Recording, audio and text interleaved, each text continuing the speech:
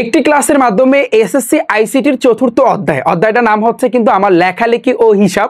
এই অধ্যায়ের সব কিছু ভাইয়া তুমি কভার করে নাও। এবং আজকে আমি ফার্স্টে তোমাদেরকে ওপেন চ্যালেঞ্জ দিলাম, আজকের এই ক্লাসটি ভাইয়া যদি তুমি সম্পূর্ণ দেখো, তোমার এমসিকিউ, তোমার সংক্ষিপ্ত প্রশ্ন একেবারে তোমার কাছে পানির মতো সহজ লাগবে। এটা আমি ফার্স্টে তোমাদের সবাইকে ওপেন চ্যালেঞ্জ দিলাম। যারা ক্লাস 9-এর শিক্ষার্থী আছো অথবা ক্লাস 10-এর শিক্ষার্থী আছো, তুমি সামনে যেই পরীক্ষাই দাও না কেন, ক্লাস 9-এর অর্ধবার্ষিক অথবা বার্ষিক বা ক্লাস 10-এর অর্ধবার্ষিক প্রি টেস্ট পরীক্ষা, টেস্ট পরীক্ষা অথবা বোর্ড পরীক্ষা, তুমি ক্লাসটা দেখো। এইখানে আমি তোমাদেরকে আজকে যতগুলো এমসিকিউ দেখাবো এবং সংক্ষিপ্ত প্রশ্ন যেগুলো আমি তোমাদেরকে পড়াই দেবো, দেখবা এগুলোর ভিতর থেকে ভাই তুমি কমন পাবা। ওকে, তাহলে খেলা শুরু। জাস্ট এইখানে আমি ফার্স্টে একটা কথা বলে নিতে চাই যে ভাইয়া আইসিটিতে তুমি যদি যে অধ্যায়গুলো, আমি যদি বলি দ্বিতীয় অধ্যায়, তৃতীয় অধ্যায়, চতুর্থ, পঞ্চম, এই যে অধ্যায়গুলো আছে এগুলো যদি তুমি সারাদিনও বই পড়ো কোনো কাজে আসবে না, কারণ এগুলো তোমাদেরকে প্র্যাকটিক্যালি দেখাইতে হবে। আমি কিন্তু অলরেডি ভাইয়া এই আইসিটির তোমাদের এই বইয়ের দ্বিতীয় অধ্যায়ের উপর আমি ক্লাস নিয়েছি, এমসিকিউ এবং সংক্ষিপ্ত প্রশ্ন ফুললি ভাইয়া কভার করে দিয়েছি। যারা ক্লাসটি দেখোনি তোমরা সবাই তোমাদের ফোনের মধ্যে যে ক্রোম ব্রাউজার আছে ওই ক্রোম ব্রাউজারে গিয়ে rifatacademy.com লিখে সার্চ দাও, তাহলে আমার ওয়েবসাইটটা আসবে। তোমাদের জন্য যে বিগ যে ফ্রি মানে সারপ্রাইজটা আমি যে তোমাদেরকে দিয়েছি, ওইখানে ক্লিক করলে সায়েন্স আর্টস কমার্স যদি তোমরা ওই কোর্সটাতে ফ্রিতে এনরোল করো তাহলে কিন্তু তোমরা ক্লাস এবং ওগুলো সম্পূর্ণ পিডিএফ কিন্তু পেয়ে যাবা। এবং আজকের এই যে ক্লাসটা, এই ক্লাসের ভাইয়া সম্পূর্ণ পিডিএফ, এই যে যতগুলো স্লাইড ভাইয়া তোমরা দেখতে পারতেছো সবগুলোর কিন্তু পিডিএফ ভাইয়া তোমরা পেয়ে যাবা। এবং কিভাবে পাবা, কোন জায়গা থেকে তোমার কালেক্ট করতে হবে, A to Z তোমাদের সাথে পরবর্তীতে আলোচনা করব। ওকে, তো ফার্স্টে আমরা তাহলে খেলাটা শুরু করি। কিন্তু ভাইয়া এই খেলা শুরু করার আগে তোমার কি করতে হবে, ঠান্ডা মাথায় তোমার আইসিটি যে বইটা আছে এই বইটা একটু হাতে নাও সবাই, ভাইয়া যাও। এবং তোমরা কোথায় যাবা, চতুর্থ অধ্যায়ের নামটা কি, আমার লেখালেখি ও হিসাব। গেছো তোমরা? এখন যখন তোমরা ভাইয়া বইটা খুলবা তোমরা দুইটা জিনিস দেখতে পারবা। হ্যাঁ, মানে ফার্স্টের যে পিকচারে তোমরা দুইটা জিনিস দেখতে পারবা। আমি তোমাদের সুবিধার্থে আমি এইখানে আমি একটু দেখাতে চাচ্ছি, তোমাদের বইটা কিন্তু আমি এখানে নিয়েছি, তোমরা খেয়াল করো। দেখো এটা পিডিএফ, তোমাদের বইয়ের পিডিএফ। আমি জানি না কিরকম দেখাচ্ছে, হয়তো বা ঝাপসা ঝাপসা দেখাইতে পারে, বাট দেখো তোমাদের বইটা একটু হাতে নাও। ফার্স্টে এইভাবে দেখবা, এখানে অনেক লেখালেখি লাগছে আর এখানে কিন্তু অনেক কাজ করছে। তো এই বিষয়টা হচ্ছে কিন্তু লেখালেখির কাজ। যেমন এই যে বইগুলা, যত বই দেখতে পারতেছো বা তোমার টেবিলের সামনে, তুমি যে পড়ার টেবিলে বসে আছো, তোমার সামনে যতগুলা বই দেখো, এই সবগুলা বইয়ের যে লেখাগুলা এগুলা কিন্তু তোমার এই ওয়ার্ডে কাজ করা লাগছে, ওয়ার্ডে কিন্তু কাজ করছে। আবার এই পাশে দেখতেছো হিসাব নিকাশ। হিসাব নিকাশের বিষয়টা হচ্ছে, ধরো একটা কোম্পানি আছে, বা তুমি যদি তোমার স্কুলের কথা চিন্তা করো, বা তুমি যদি মাদ্রাসায় পড়ে থাকো তোমার মাদ্রাসার কথা চিন্তা করো, তোমার স্কুলে অথবা মাদ্রাসায় তুমি দেখবা হাজিরা খাতা আছে না, হাজিরা খাতা যেটাকে বলা হয়, অর্থাৎ তুমি ক্লাসে আসছো কিনা, রোল নাম্বার 1, রোল নাম্বার 2। তো ওই যে বিষয়গুলা, ওই বিষয়গুলোর ক্ষেত্রে কিন্তু অনেক সময় এক্সেল দিয়েও করা যায়, আবার ওয়ার্ড দিয়েও কিন্তু করা যায়। কিন্তু ওখানে আসলে এক্সেলের তেমন কাজ নাই। এক্সেলের কাজটা আসলে কি, যেমন একটা কোম্পানি আছে, সাপোজ একটা কোম্পানি আছে, বা তুমি যদি আমার কথাই চিন্তা করো, আমার যে রিফাত একাডেমি, তো আমার এখানে যতজন মেম্বার কাজ করে সবাইকে কিন্তু মাসিক একটা স্যালারি দিতে হয় না? এক একজন এক একটা কিন্তু সেক্টরে আছে, কেউ গ্রাফিক্স ডিজাইনের কিন্তু সেক্টর আছে, কেউ ভিডিও এডিটিংয়ের সেক্টরে আছে, কেউ আমার এই পড়াগুলা বা সাজিয়ে দেয় বা উঠিয়ে দেয়, কেউ আবার বইয়ের কাজে আছে, এক একজন কিন্তু এক একটা সেক্টরে আছে। তাদের কিন্তু একটা মাসিক বেতন দিতে হয়। এই মাসিক বেতন দেওয়ার ক্ষেত্রে আমার কিন্তু একটা হিসাব রাখতে হবে যে না, প্রত্যেক মাসে আমি কাকে কয় টাকা দিব বা কি পরিমাণ দিব। তো এই হিসাব নিকাশের কাজটা কিন্তু তুমি এই জায়গাতে অর্থাৎ মাইক্রোসফট এক্সেলে কিন্তু করতে পারো। এবং কিভাবে করবা, এবং তোমরা দেখবা এই অধ্যায়ে ভাইয়া লাস্টের দিকে তুমি দেখবা এই যে এইটা আমি একটু প্র্যাকটিক্যালি তোমাদেরকে দেখাতে চাই। এই হচ্ছে কিন্তু ওভারঅল মাইক্রোসফট এক্সেল। তুমি কি ক্লিয়ার দেখতে পাচ্ছ? আমি আশা করছি তোমরা দেখতে পাচ্ছ। সো এই মাইক্রোসফট এক্সেলের যে কাজটা, এই কাজগুলো কিন্তু আমরা শিখবো এবং আমরা এমসিকিউ সবকিছু কিন্তু আমরা সলভ করব। আচ্ছা, তাহলে ভাইয়া তুমি একটু ঠান্ডা মাথায় দেখো আমাদের কি কি পড়তে হবে। এখন তোমরা বলবা যে ভাইয়া আপনি যে টাইপ আকারে এমসিকিউ গুলো সাজাইছেন, এখন এগুলো আসলে কি? দেখো ফার্স্টে আমি যদি তোমাদেরকে বলি ভাইয়া, সেটা হচ্ছে আমরা শুরু করব টাইপ 1 দিয়ে। এখন তোমরা বলবা যে ভাইয়া এই টাইপ 1টা আসলে কোন ক্যাটাগরির ভিতরে পড়ছে, বা এটা আসলে কি, আমি একটু তোমাদেরকে বুঝাতে চাচ্ছি বা একটু বুঝাচ্ছি। টাইপ 1টা হচ্ছে তোমাদের বই থেকে, তোমাদের বইয়ের প্রথম যে অংশটা তোমরা যদি দেখো, লেখা আছে কি, ওয়ার্ড প্রসেসরে আমার লেখার কাজ। আমরা এটা আগে কিন্তু শিখবো যে ওয়ার্ড প্রসেসরে আমার লেখার কাজ। এটা দেখো ওয়ার্ড, আমি একটু লিখে দিচ্ছি, ওয়ার্ড ভাইয়া কি, প্রসেসরে লেখার কাজ। এটা দেখো লেখার কাজ, ওয়ার্ড প্রসেসরে লেখার কাজ। তাহলে এটা কি? তো এই ওয়ার্ড প্রসেসরে লেখার কাজে এই অংশ দিয়ে যতগুলো এমসিকিউ আছে আমি সুন্দরভাবে ভাইয়া তোমাদের জন্য সাজাইছি, এগুলো করবা, দেখবা এগুলোই কিন্তু তোমরা পরীক্ষাতে কমান পাবা। কারণ রিফাত ভাইয়া সবসময় যা বলে যা করায় সেগুলো কিন্তু পরীক্ষাতে কমান আসে, সেটা কিন্তু তোমরা জানো। তো আমরা এই অংশগুলো পারার আগে আমাদের বইটা একটু পড়তে হবে, তোমাদের মেইন বুকটা একটু পড়তে হবে। এখানে আমি তোমাদের জন্য দাগিয়ে রাখছি, অর্থাৎ এই অধ্যায়ের পিডিএফ আমি তোমাদের দিয়ে দিব, অর্থাৎ কোন কোন লাইন ইম্পর্টেন্ট। জাস্ট তুমি আমার সাথে একটু এগুলো একটু পড়বা, ক্লাসটা দেখার পর এগুলো একটু পড়বা, বা সাথে সাথে একটু মনে মনে পড়বা, যাতে করে ক্লাস দেখতেছো এখনই যেন হয়ে যায়। তো ফার্স্টে আমরা এই অধ্যায় দুইটা জিনিস, মাইক্রোসফট ওয়ার্ড আর হচ্ছে কিন্তু এক্সেল। আমি এক্সেলটা দেখাইছি, এটাকে বলা হয় মাইক্রোসফট এক্সেল। এটার কাজ হচ্ছে তোমার হিসাব নিকেশের কাজ, গুণ বলো, ভাগ বলো, শতকরা তুমি কিভাবে নির্ণয় করবা সেটা। আর এটা হচ্ছে কিন্তু মাইক্রোসফট ওয়ার্ড, এখানে কিন্তু লেখালেখি হয়ে থাকে, এবং এখানে কোন জায়গায় কি আছে এইটু যেটা আমি তোমাদেরকে একটু বুঝাচ্ছি, জাস্ট ওয়েট। তো ফার্স্টে আমরা একটু দেখবো, খেয়াল করো, বলছে কি ওয়ার্ড প্রসেসরে আমার লেখার কাজ। বলছে এখানে দেখো, মানুষের মনের ভাব প্রকাশ করার একটা মাধ্যম হচ্ছে লেখালেখি করা। এটা কি তুমি জানো? তাহলে তোমার একটা মনের ভাব তুমি যদি প্রকাশ করতে চাও, এটার একটা মাধ্যম লেখালেখি করা। তুমি লেখার মাধ্যমে কিন্তু খুব সুন্দরভাবে কিন্তু মনের ভাব প্রকাশ করতে পারো। তুমি বলবা কিভাবে ভাইয়া, আমরা তো এখন লেখালেখির কাজ করতেছি না। হ্যাঁ আমি মানি, এখন বর্তমান যুগটা হয়েছে অন্য রকমের যুগ, এটা আসলে মোবাইল ফোনের যুগ সহজ কথায় বলতে গেলে। কিন্তু তোমার যে মনের ভাবটা, ধরো তোমার দুঃখ, বা তুমি দুঃখ পাইছো, বা তুমি আনন্দিত হয়েছো, বা একটা কাজ তুমি করছো, মানে অনেক এক্সাইটেড যে অন্য আরেকজনকে জানানোর, তুমি কি করো, ফেসবুকে ঢুকে ডাইরেক্ট তুমি পোস্ট করো, উপরে টাইটেল লিখে পোস্ট করো। তার মানে কি, তোমার মনের যে ভাবটা, তুমি যদি দুঃখিত হও বা তোমার ভিতরে যদি দুঃখ থাকে, তুমি দুঃখের একটা স্ট্যাটাস দাও না। তোমার ভিতরে যদি আনন্দ থাকে, যে তুমি একটা জায়গায় ঘুরতে গেছো, বাস একটা সেলফি দিলে, তারপর তুমি উপরে একটা টাইটেল দিয়া যে আমি এখানে আছি, আমি এই জায়গাতে আছি, অমুক জায়গায় আছি, জাস্ট তুমি লেখা, তারপর কিন্তু তুমি পোস্ট করো। তার মানে কি, তোমার মনের যে ভাবটা, এটা প্রকাশ করার জন্য মাধ্যম হচ্ছে কিন্তু ভাইয়া লেখালেখি করা। সেই লেখালেখি করাটা হইতে পারে, ওই যে বললাম ফেসবুকে স্ট্যাটাস দিয়ে, ইনস্টাগ্রাম আছে বা অন্যান্য যতগুলো সাইট আছে এগুলো স্ট্যাটাস দিয়ে, আবার তোমার হইতে পারে সেটা কবিতার মাধ্যমে, সেটা গল্পের মাধ্যমে, সেটা উপন্যাসের মাধ্যমে, এগুলা। তো লেখালেখি ছাড়াও আমাদের দৈনন্দিন জীবনে অনেক কাজ করতে হয়। যেমন বাজারের একটা হিসাব আছে, ধরো তোমার আব্বু বললো এই এখন বাজার করে আস, হ্যাঁ তোমাকে বললো, এবং বলছে কি তুমি বাজার থেকে ডাল, আলু, তৈল, পেঁয়াজ, রসুন এগুলো আনতে বলছে। এখন তুমি যদি বাজারে ফার্স্ট টাইম যাও, তুমি যদি লিস্ট না করো, তাহলে সেক্ষেত্রে কিন্তু তুমি ভুলে যাবা, তখন কিন্তু আবার বাসায় আসা লাগবে, না আবার ফোন দেওয়া লাগবে, কি বলছো কি বলছো কি বলছো। তো ওটার কিন্তু একটা হিসাব কিন্তু করতে হয়। তো হিসাব বলতে আলু আনতে হবে কত কেজি, পেঁয়াজ আনতে হবে কত কেজি। আমরা ম্যাক্সিমামে আমাদের হাতে যাদের স্মার্টফোন আছে, আমরা আগে কি করতাম, লিখতাম, এখন আর ওটা করি না। দূর, একটা লেখা কাগজ তারপর পকেটে ঢুকানো, এটা একটা বিরক্ত লাগে। এই জন্য আমরা কি করি, ওই যে সবার ফোনের মধ্যে নোটপ্যাড আছে, ওই নোটপ্যাডে লেখা রাখি, বাস ঠান্ডা মাথায় পকেটে ফোনটা নিয়ে বাজারে যাই, এবার নোটপ্যাড দেখে দেখা আলু এত কেজি, পেঁয়াজ এত কেজি, বাস শেষ, ঠান্ডা মাথায়। দেখো কতটা ইজি হয়েছে। ওই নোটপ্যাড জিনিসটা আসলে, ওটা আসলে কিসের মতো, ওটা মাইক্রোসফট এই ওয়ার্ডের মতো, যে ওয়ার্ডে কিন্তু তোমার কি করা হয়, কাজ করায়। আচ্ছা, এবার বাসা বাড়া হিসাব, এবং হিসাবের ক্ষেত্রে এখানে দেখো, এটা বলছে হিসাবের ক্ষেত্রে, যেমন পরীক্ষার ফলাফল, তুমি পরীক্ষার ফলাফল বা বাজারের হিসাবটা অনেক সময়, অথবা তোমার বাসা বাড়ার ক্ষেত্রে তোমার এই এক্সেল ব্যবহার করতে হবে, এক্সেল ব্যবহার করতে হবে। এটাকে বলা হয় মাইক্রোসফট এক্সেল ব্যবহার করতে হবে। এগুলোর কাজ কি আমি তোমাদেরকে একটু পরে দেখাচ্ছি, একেবারে প্র্যাকটিক্যালি বুঝাবো। তো এই কাজগুলো করার জন্য আমাদের হাতের নাগালে রয়েছে অনেক সফটওয়্যার আছে, এটা বাস্তব কথা। এসব সফটওয়্যারকে বলা হয় অফিস সফটওয়্যার। কি বলা হয় ভাইয়া, এই সকল কাজগুলো করার জন্য তোমার কি আছে ভাইয়া, সফটওয়্যার আছে। ফোনের ক্ষেত্রে আমি বলবো নোটপ্যাড, আর কম্পিউটার বা ল্যাপটপ এগুলোর ক্ষেত্রে আমি বলবো হচ্ছে যেমন অফিস সফটওয়্যার। ঠিক আছে, অফিস সফটওয়্যার। লেখালেখি করার জন্য আছে কি, যদি তুমি লিখতে চাও তাহলে সেক্ষেত্রে বলা হয় ওয়ার্ড প্রসেসর। যে ওয়ার্ড প্রসেসরটাকে আমরা বলতে পারি মাইক্রোসফট ওয়ার্ড। দেখো লেখা কি, মাইক্রোসফট ওয়ার্ড, দেখতে পাচ্ছ তুমি, মাইক্রোসফট ওয়ার্ড, যেটাকে আসলে বইয়ের ভাষায় লেখে ওয়ার্ড প্রসেসর। মানে অনেকে আসলে বলবে যে ভাইয়া বিষয়টা বুঝলাম না, ওইখানে লেখা মাইক্রোসফট ওয়ার্ড, কিন্তু আপনি বলতেছেন ওয়ার্ড প্রসেসর, মানে একই কথা।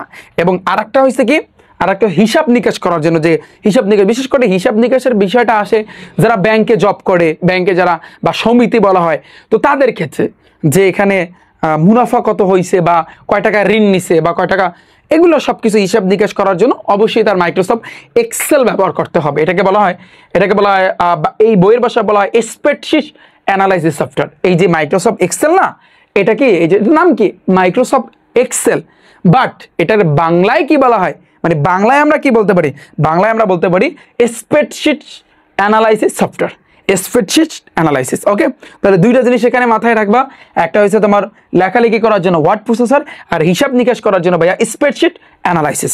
ক্লিয়ার ভাইয়া? এতটুকু বুঝছো? আচ্ছা, এখান থেকে আর তেমন বেশি পড়তে হবে না, এগুলো যদি পারো তোমরা একটু পড়ে নিবা, বাট যতটুকু ইম্পর্টেন্ট আমি ততটুকু এখানে তোমাদের দাগিয়ে দিচ্ছি। এবং এগুলোর কিন্তু পিডিএফ কিন্তু ভাইয়া তুমি আমার ওয়েবসাইটটা ভিজিট করলে ওখানে তোমাদের সায়েন্স, আর্টস, কমার্স, ভোকেশনালের জন্য যে সারপ্রাইজটা দিছে ওখানে গেলেই কিন্তু ভাইয়া তোমরা পিডিএফ পেয়ে যাবা।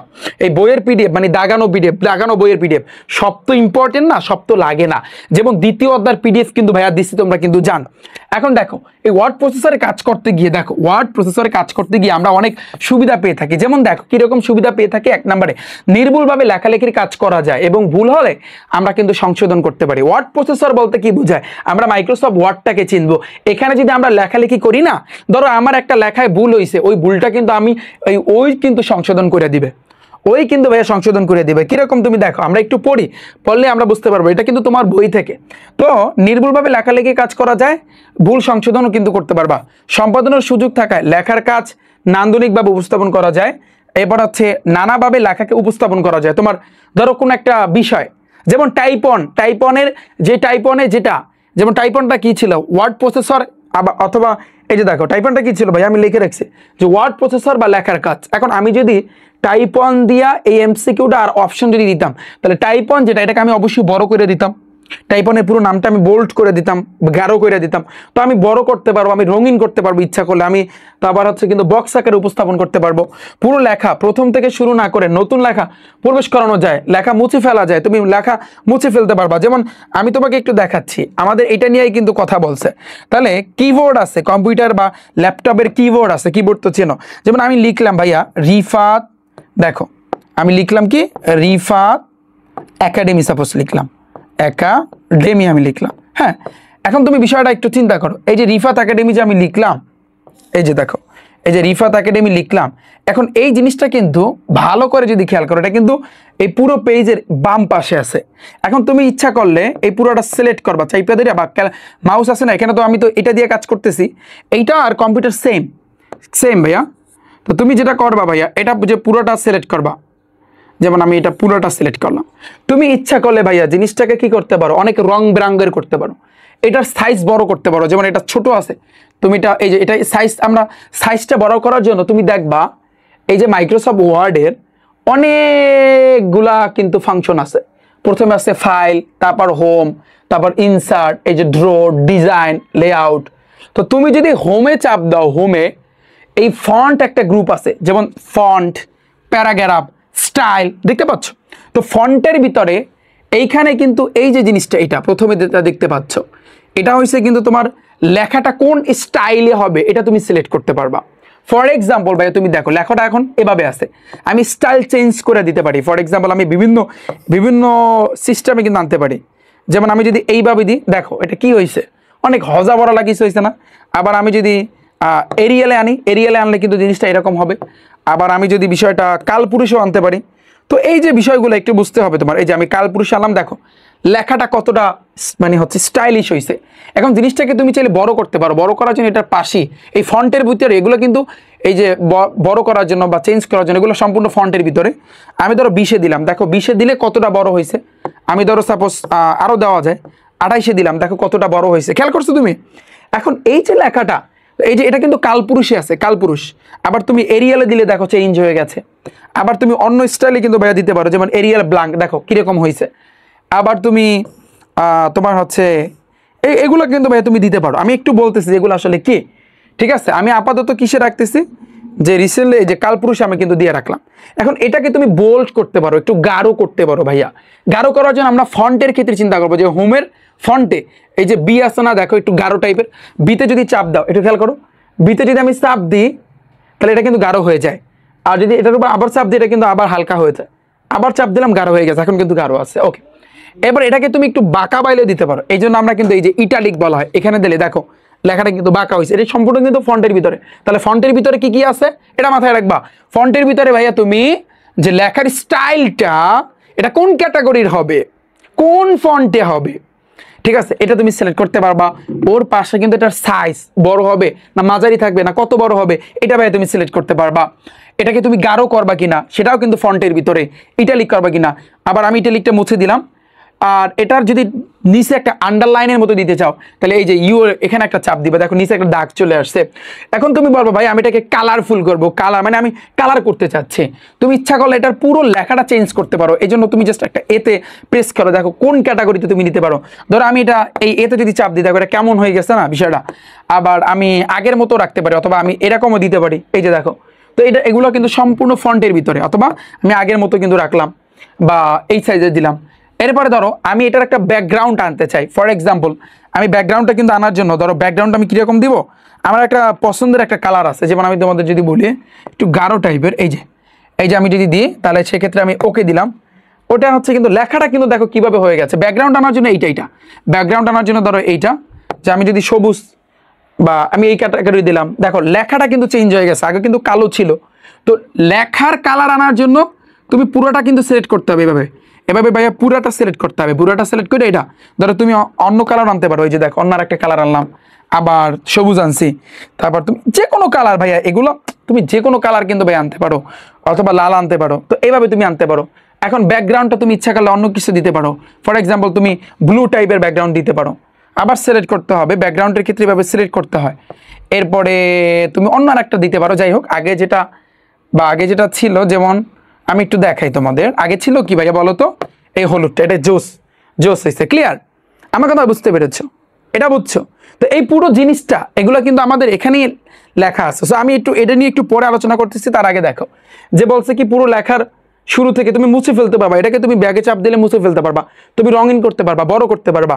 তো এগুলো নিয়ে আমি বিস্তারিত আলোচনা করতেছি। এরপর দেখো ছবি, গ্রাফ, টেবিল, চার্ট ইত্যাদি সংযোজন করে ডকুমেন্টকে আরো আকর্ষণীয় কিন্তু করতে পারবা। যেমন এই যে লেখার ভিতর আমি কিন্তু এখানে আমার ছবি আনতে পারি, এটা কোনো ব্যাপার না। যে জন্য তোমার কি করতে হবে, ইনসার্ট একটা চাপ দিবা, পিকচার একটা চাপ দিবা, দিস ডিভাইস একটা চাপ দিলে তোমার এটার ভিতরে যদি কোনো ছবি টবি থাকে, বা আমার ছবি আসছে কিনা আমি জানি না, বাট একটু দেখতে হবে যে আমার ছবি আসছে কিনা, হয়তো বা আগের ছবি টবি থাকতে পারে, আগের ছবি টবি ভাইয়া থাকতে পারে, বুঝছো?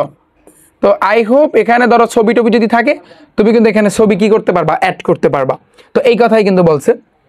এবার দেখো, এবার বলছে কি, এবার হচ্ছে কিন্তু এটা আমাদের গেল ডকুমেন্ট সংরক্ষণ করে তার যে কোনো সময় কাজ করতে পারবে, এটা আমি দেখাচ্ছি।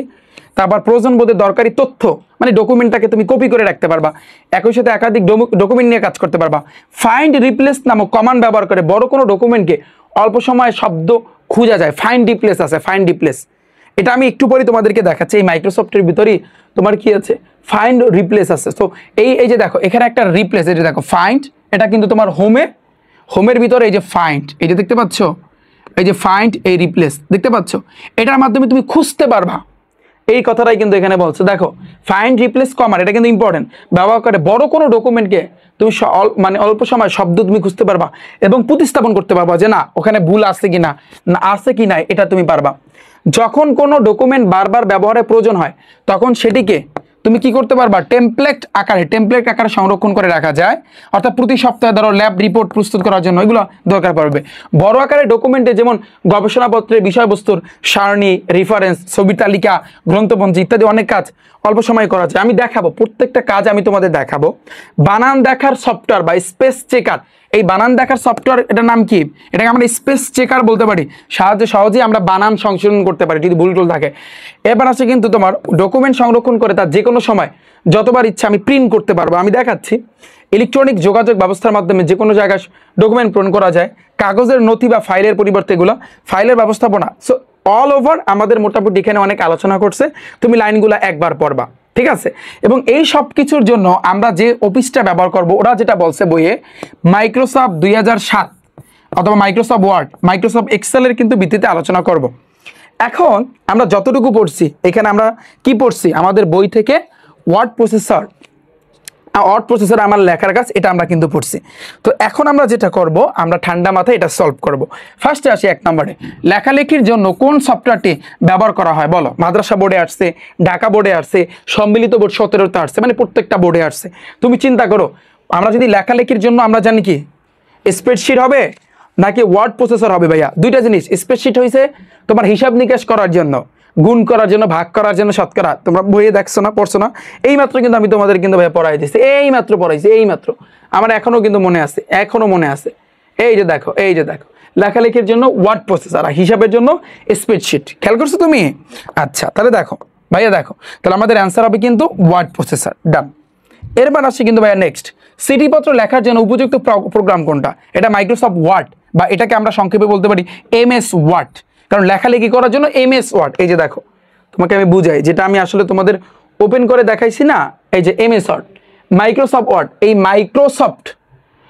মাইক্রোসফটের এমটা আর ওয়ার্ডের মানে হচ্ছে MS ওয়ার্ড কিন্তু বলা হয়। তাহলে MS মানে মাইক্রোসফট, মাইক্রোর M, সফটের S, এই জন্য বলা হয় MS সংক্ষেপে MS ওয়ার্ড। এটাকে তুমি সংক্ষেপে MS ওয়ার্ডও কিন্তু ভাইয়া তুমি বলতে পারো। ক্লিয়ার?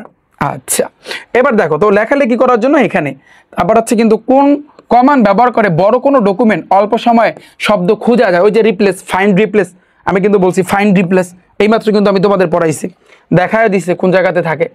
100 পৃষ্ঠার একটি ডকুমেন্ট সাজেশন বানানটি একাধিক স্থানে সাজেশন লেখা হয়েছে, কোন কেমন ব্যবহার করে অল্প সময় বানানটি কিন্তু সঠিক করা সম্ভব? এটা কিন্তু আমরা মানে বানান সংশোধন করার জন্য কি ফাইন্ড রিপ্লেস, বিষয়টা তুমি বোঝো। ফাইন্ড রিপ্লেসের মাধ্যমে আমরা কিন্তু কি করতে পারি ভাইয়া, বলো? ফাইন্ড রিপ্লেসের মাধ্যমে আমরা কি করতে পারি? আমরা খুঁজতে পারি। আবার এটার ক্ষেত্রেও কিন্তু আমরা কি করব ভাইয়া, আমরা এক্ষেত্রে আমরা কিন্তু ফাইন্ড রিপ্লেস কিন্তু প্রেস করব, যে বলছে কি কোন কমান্ড ব্যবহারের মাধ্যমে অল্প সময় বানানটি সঠিক করা সম্ভব, আমরা ফাইন্ড রিপ্লেস কিন্তু ব্যবহার করব। এবার দেখো, টেক্সট খুঁজে বের করার জন্য কোন কমান্ড ভাইয়া? টেক্সট খুঁজে বের করার জন্য কোন কমান্ডে কিন্তু মানে হচ্ছে ব্যবহার করতে হবে? এখানে দেখো control F, alert F, control L, এগুলো কি তোমরা বলবা? কিবোর্ডের ভিতরে কন্ট্রোল আছে, কন্ট্রোল একটা মানে হচ্ছে কিন্তু বোতাম আছে, তোমরা দেখছো না? কন্ট্রোল একটা বোতাম আছে। যেমন আমি যদি তোমাদেরকে দেখাই ভাইয়া, তোমরা তাহলে বুঝতে পারবা, তুমি খেয়াল করো ভাইয়া, দেখো তোমরা তাহলে বুঝতে পারবা যে এইখানে কি আছে বা না আছে। এই যে দেখো, এটা কিন্তু একটা কিবোর্ড, তোমরা দেখতে পাচ্ছ তাই না? আমি তোমাদের দেখাচ্ছি, এই কিবোর্ডের ভিতরে এটা শিফট, এটা ক্যাপস লক, এটা কন্ট্রোল। তো তুমি যদি কন্ট্রোল চাইবা, ওই যে বলছে কি প্রথমে কন্ট্রোল F, তো কন্ট্রোল চাইবা তুমি কিন্তু এই যে তোমার F কই, এই কন্ট্রোল চাইবা তুমি এই F এ একটা চাপ দিবা, কন্ট্রোল চাইবা F এ, আবার কন্ট্রোল চাইবা L এ। হ্যাঁ, এখন আমরা যদি ডাইরেক্ট মাইক্রোসফট ওয়ার্ডে ঢুইকা তারপর ওই ফাইন্ড রিপ্লেস এগুলো যদি না খোঁজাখুঁজি কইরা আমরা যদি ডাইরেক্ট ভাইয়া কন্ট্রোল F এ যদি একটা চাপ দিই, তাহলে কিন্তু আমরা টেক্সট খুঁজে বের করতে পারবো। কারণ F দ্বারা কি বোঝায়? F শব্দটা কি মেইনলি?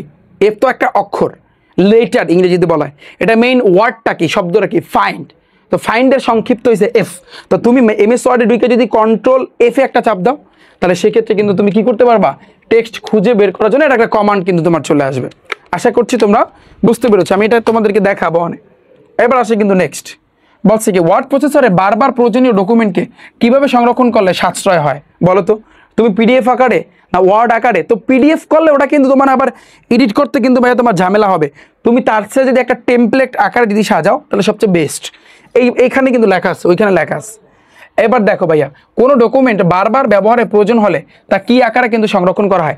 মাদ্রাসা বোর্ডে আসছে, তুমি এইমাত্র কিন্তু ভাইয়া পড়ছো যে বারবার যদি তোমার ব্যবহার করতে চাও তাহলে টেমপ্লেট আকারে। ভাইয়া কিসের আকারে? টেমপ্লেট আকারে। কিসের আকারে ভাইয়া? মুখস্থ করো, টেমপ্লেট আকারে। তুমি পড়ছো না এইমাত্র? ডকুমেন্ট টেমপ্লেট আকারে সংরক্ষণ করা হয় কেন ভাইয়া? বারবার ব্যবহার করার জন্য, বারবার ব্যবহার করার জন্য।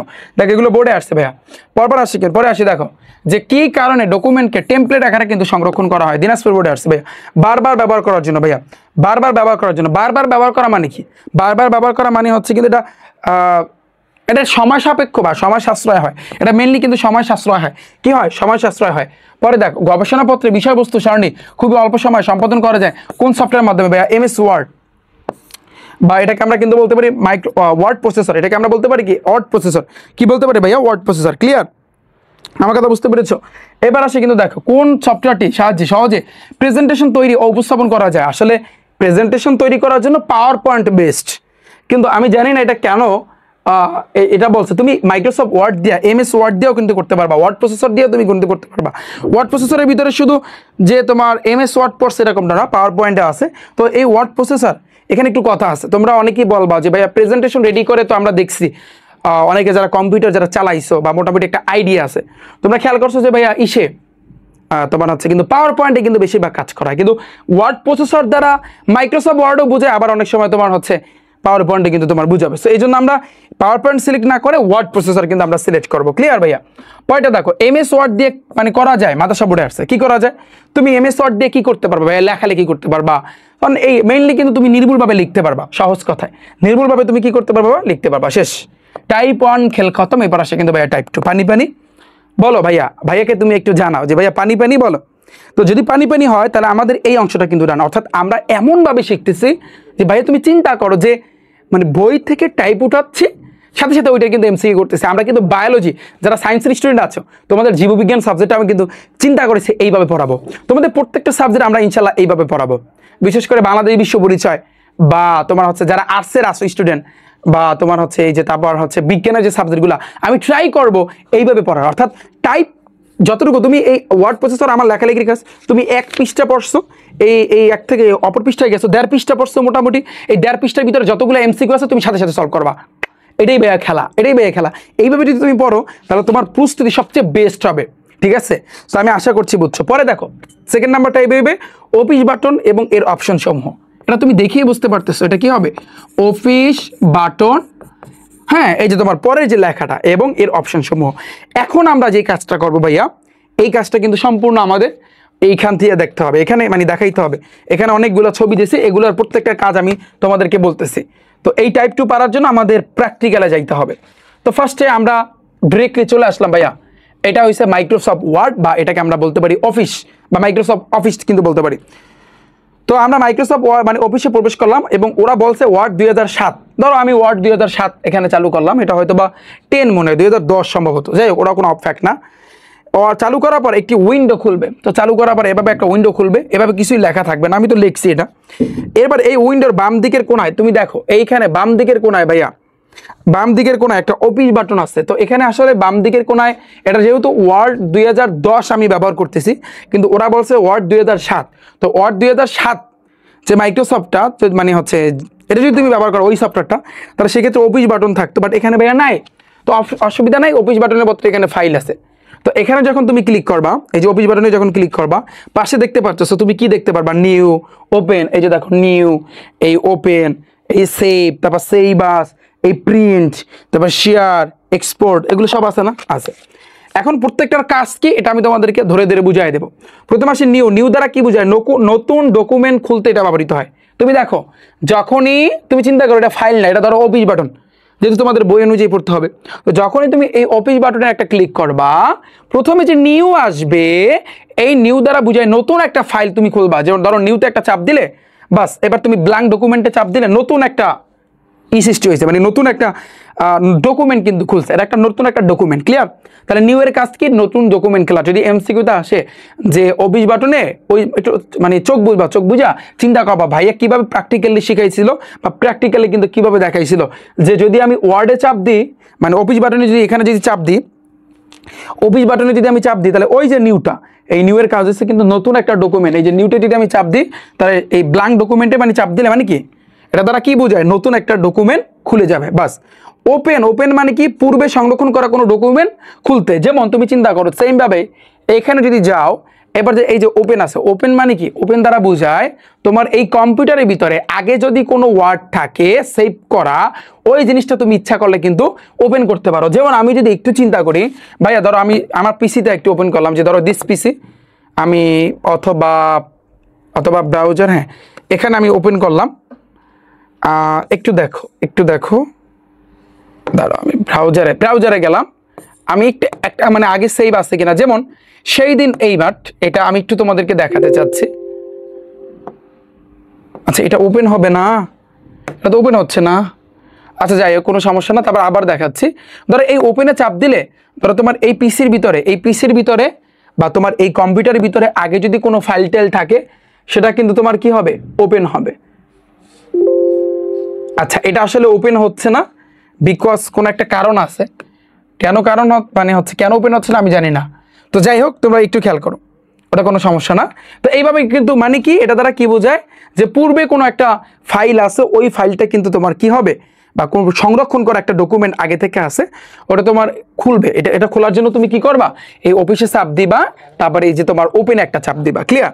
এবার বলছে সেভ মানে কি ডকুমেন্টকে সংরক্ষণ করার জন্য। যেমন ফর এক্সাম্পল আমি যে লিখছিলাম যে রিফাত একাডেমি লিখছিলাম, আমি চাইতেছি এই জিনিসটাকে আমি সেভ করে রাখবো, তো এই জন্য সেম ভাবে এই অফিসে একটা চাপ দিবা। একটা হচ্ছে সেভ আর একটা হচ্ছে তোমার সেভ আজ।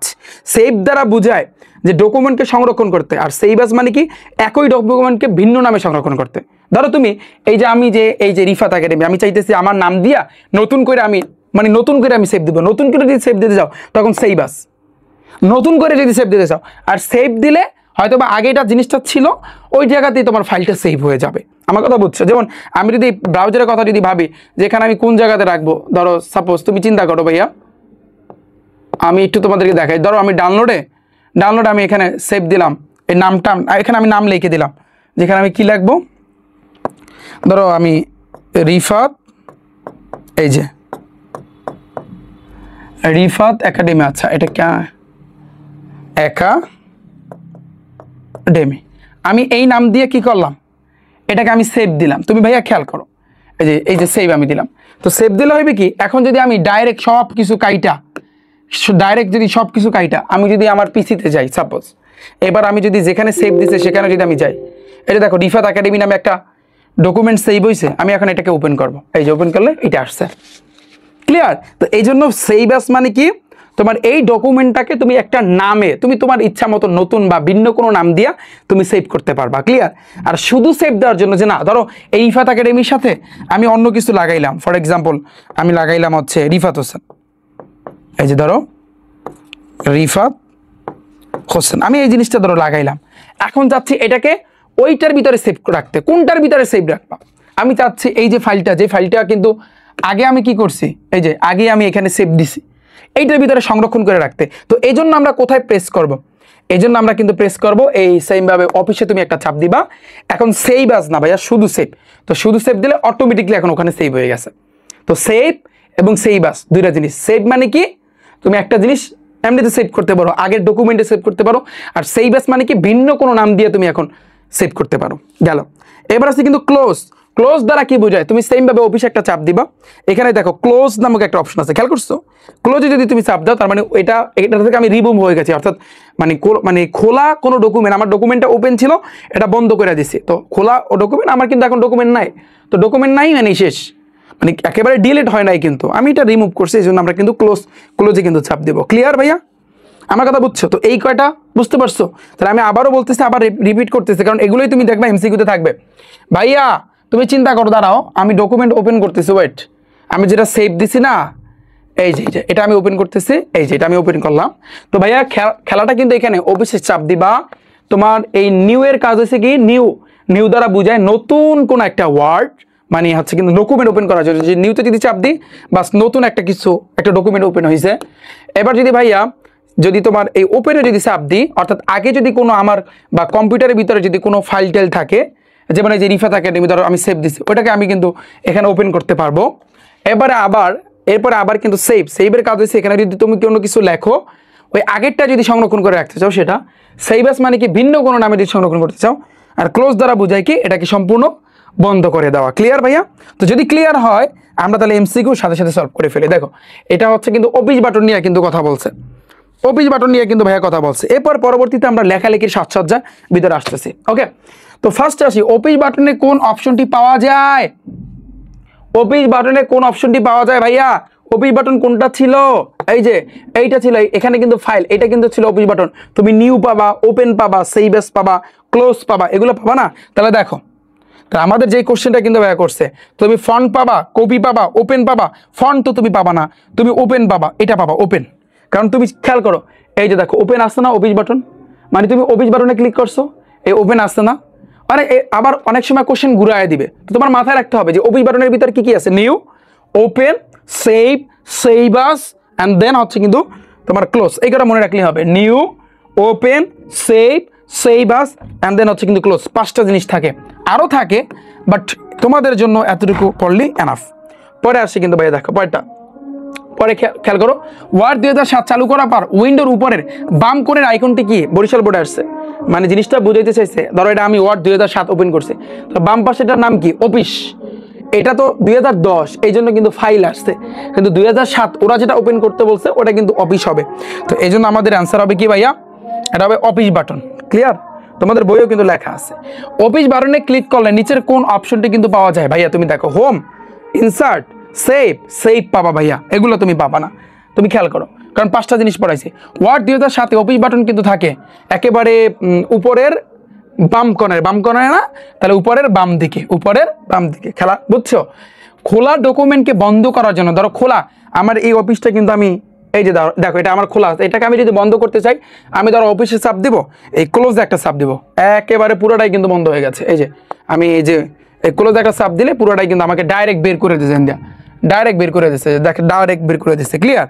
তো মাথায় রাখবা। তাহলে আমাদের এটা, এই জন্য আমরা কি করবো ভাইয়া, কি করতে হবে, আমার ক্লোজে চাপ দিতে হবে। কিসে চাপ দিতে হবে ভাইয়া? আমার ক্লোজে কিন্তু ভাইয়া চাপ দিতে হবে। বুঝছো আমার কথা? তো এরপর আসি কিন্তু ভাইয়া নেক্সট আসে কি, যে একই ডকুমেন্ট ভিন্ন নামে সংরক্ষণ করতে চাইলে, তাহলে সেক্ষেত্রে আমরা সেভ না, অন্য একটা নাম দেওয়ার জন্য আমরা সেভ আছে চাপ দিব। রাইট? গেল। একই ডকুমেন্ট ভিন্ন নামে সংরক্ষণ করতে ভাইয়া সেভ আছে, কোনো কথা নাই। কোনো ডকুমেন্ট প্রথমবার সংরক্ষণ করে কোনটি ব্যবহার করা? ধরো প্রথমবার, ধরো তুমি নাম লেখছো, ওয়ার্ডে ঢুকে নাম লেখছো, এখন তুমি যদি সেভ দাও তাহলে কিন্তু হইবে না, কারণ তোমার একটা নাম লেখা, একটা নাম দিয়ে তো তোমার সেভ করতে হবে। তো এই জন্য আমরা কি করবো, সেভ অ্যাজে চাপ দিব। প্রথমবার সংরক্ষণ করার জন্য আমরা কি করবো ভাইয়া, সেভ অ্যাজে চাপ দিব। কিসে চাপ দিব? সেভ অ্যাজে কিন্তু আমরা চাপ দিব।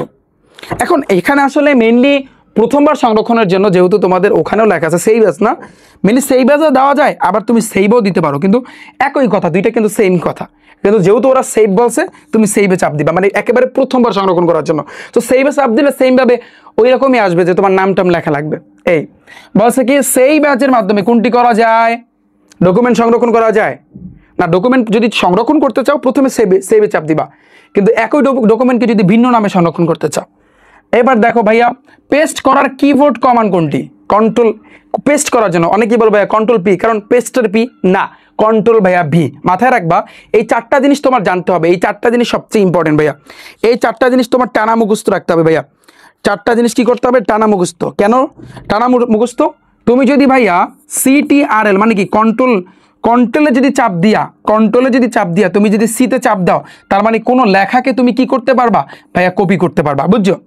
এবার কন্ট্রোলে যদি ভাইয়া তুমি চাপ দিয়া যদি তুমি ভিতে চাপ দাও, ভিতে, এই যে ট্যাকাইটটা ভি বলা হয় এটাকে, আমি বলি ট্যাকাইটটা ভি, কারণ এভাবে। তো এই ভিতে যদি চাপ দাও, কারণ আরও একটা ভি আছে, এই যে ভি, তো এই জন্য এই দুইটাকে ডিফারেন্স করার জন্য ট্যাকাইটটা ভি বলা হয়। তো এটাকে মানে আমাদের ভাষায় বলা হয়।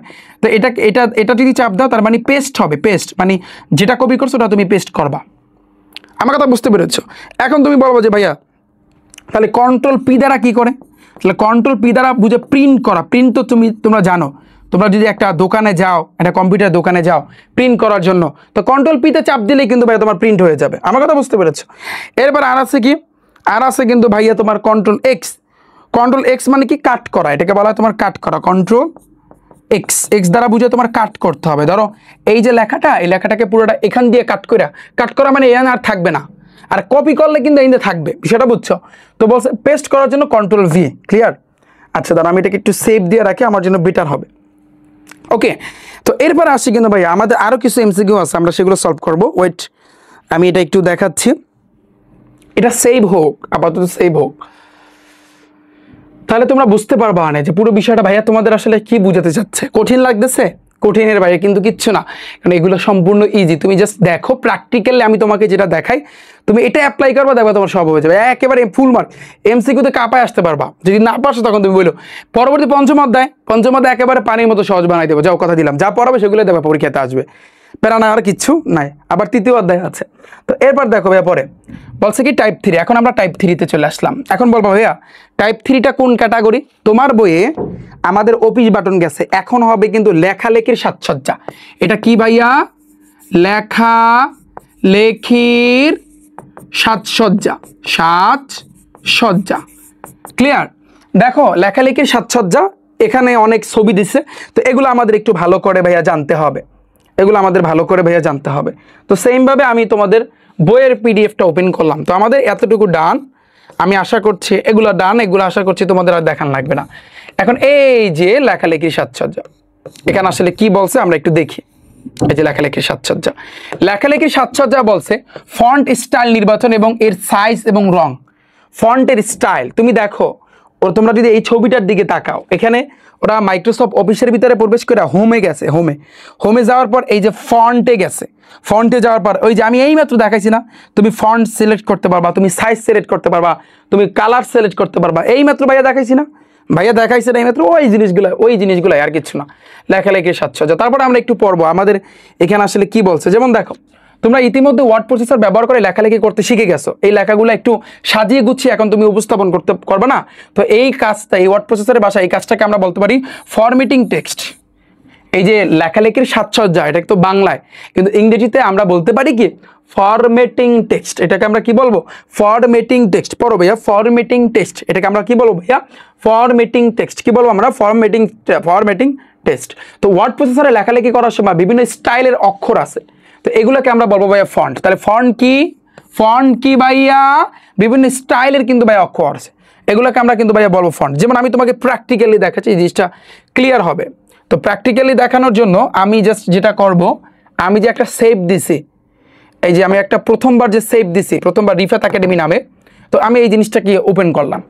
তুমি ভাইয়া খেয়াল করো, ভালো করে লুক তাকাও, এটা ধরো সাপোজ চিন্তা করো, এখানে যেটা বলছে কি, খেয়াল করো, বইয়ে বলছে কি, বইয়ে ভাইয়া তোমার কি বলছে, বইয়ে কিন্তু এখানে বলছে ওয়ার্ড প্রসেসরে লেখালেখি করার জন্য বিভিন্ন স্টাইলের অক্ষর আছে, এটাকে আমরা বলবো ভাইয়া ফন্ট। তুমি তাকাও, তুমি এইটার দিকে ভাইয়া তাকাও, এটার দিকে ভাইয়া তুমি তাকাও, এই যে তাকাও, তো এই যে এইগুলা কিন্তু একটা ফন্ট, এবং ফন্টগুলা কিন্তু এই হোমে গেলে এই যে ফন্ট, যেমন আমি যদি এটার উপর চাপ দিয়ে ধরি, এটাকে কিন্তু আমি ইচ্ছা করলে বিভিন্ন ফন্টে নিতে পারি। এরিয়াল ব্ল্যাক দেখো কীরকম হয়ে গেছে, হ্যাঁ, তো এটা হচ্ছে কিন্তু তোমার ফন্ট। কিসে ভাইয়া? ফন্ট। এই যে তুমি যদি চেঞ্জ করতে চাও, এগুলো মেইনলি কিন্তু ভাইয়া ফন্ট। তুমি যদি বিভিন্ন স্টাইলের নিতে চাও, যেমন তুমি ধরো এভাবে নিবা, দেখো লেখাটা কীরকম হয়ে গেছে, গোল্ডেন কালারের মতো হয়ে গেছে, তাই না? তো এগুলো কিন্তু মেইনলি কিন্তু ফন্ট। ওকে, তো এটাই কিন্তু বলছে যে বিভিন্ন স্টাইলের অক্ষর আছে, এগুলোকে বলা হয় ফন্ট। লেখালেখির সাজসজ্জা প্রথমেই দেখতে হবে যে এই লেখাটি কোন ফন্টে হবে। ফন্ট নির্বাচনের কাজটি করতে হবে হোম মেনুর ফন্ট গ্রুপের ফন্টের নামে ড্রপ ডাউন বক্স থেকে বিষয়টা বুঝো। এই ফন্ট নির্বাচন করতে হবে কোথায় ভাইয়া? তোমার মাইক্রোসফটের জাভা, এটা হচ্ছে হোম মেনু, এটাকে বলা হয় হোম মেনু। এবার এই যে ফন্ট, এটাকে বলা হয় গ্রুপ ভাইয়া, পুরোটা মিললে কিন্তু একটা গ্রুপ। তাহলে হোম মেনুর ফন্ট গ্রুপে এই যে জিনিসটা, এটাকে বলা হয় ড্রপ ডাউন বক্স। কি বলা হয়? এই যে বক্সটা ড্রপ ডাউন বক্স। এখান থেকে তুমি ইচ্ছা মতো তুমি বিভিন্ন রকমের ফন্ট তুমি সিলেক্ট করতে পারবা। ক্লিয়ার? আচ্ছা, এমসিকিউতে আসলে কাঁপাইতে পারবো আমরা, আই হোপ। গেল, এখানে অসংখ্য ফন্টের মধ্যে তোমার পছন্দ মতো তুমি ফন্ট বেছে নিতে পারবা, আমি দেখাইছি তোমাকে। এবং ফন্ট গ্রুপে ড্রপ ডাউন বক্স থেকে ফন্ট নির্বাচন করে দিলে লেখাটি ওই ফন্ট হবে। এবার আসছে কিন্তু, এটা গেল আমাদের ফন্টের সাইজ নির্ধারণ করার জন্য ফন্ট নামের পাশে লেখার যে এটাকে ড্রপ ডাউন বক্সে ক্লিক করতে হবে। এটাকে আমি যদি বলি যে খ্যার ড্রপ ডাউন বক্সে কিন্তু ক্লিক করতে হবে সাইজ নির্ধারণ করার জন্য। তো আমরা তাহলে বুঝতে পারলাম যে জিনিসটা, এটাকে বলা হয় ভাইয়া, এটাকে বলা হয় ড্রপ ডাউন বক্স।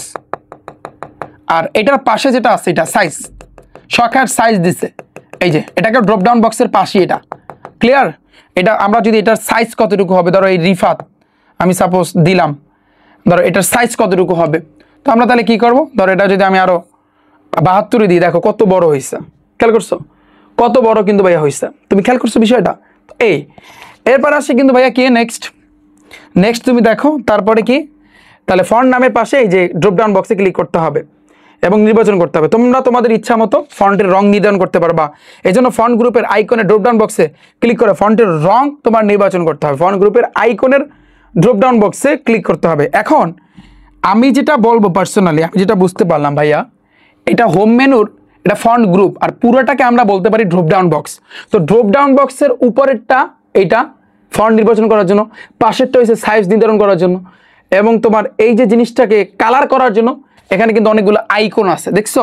এটা কিন্তু ফন্ট গ্রুপে আছে। তো মাথায় রাখবে যে এভাবে এমসিকিউ আসবে, কোন গ্রুপে ফন্ট নির্বাচন করা যায়, কোন গ্রুপে সাইজ নির্ধারণ করা যায়, কোন গ্রুপে বিভিন্ন কালার বা ব্যাকগ্রাউন্ড করা যায়, ব্যাকগ্রাউন্ডটা আনা যায়, যে এটা কিন্তু একটা ব্যাকগ্রাউন্ড হলুদ, তো আবার কালার করা যায়, এটা কোন গ্রুপে? এটা কিন্তু ফন্ট গ্রুপে।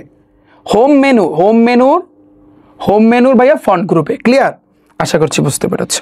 তো যদি ক্লিয়ার হয়, পরে দেখো পরে দেখো বলছে কি আমরা কালার করতে পারবো বা রং করতে পারবো।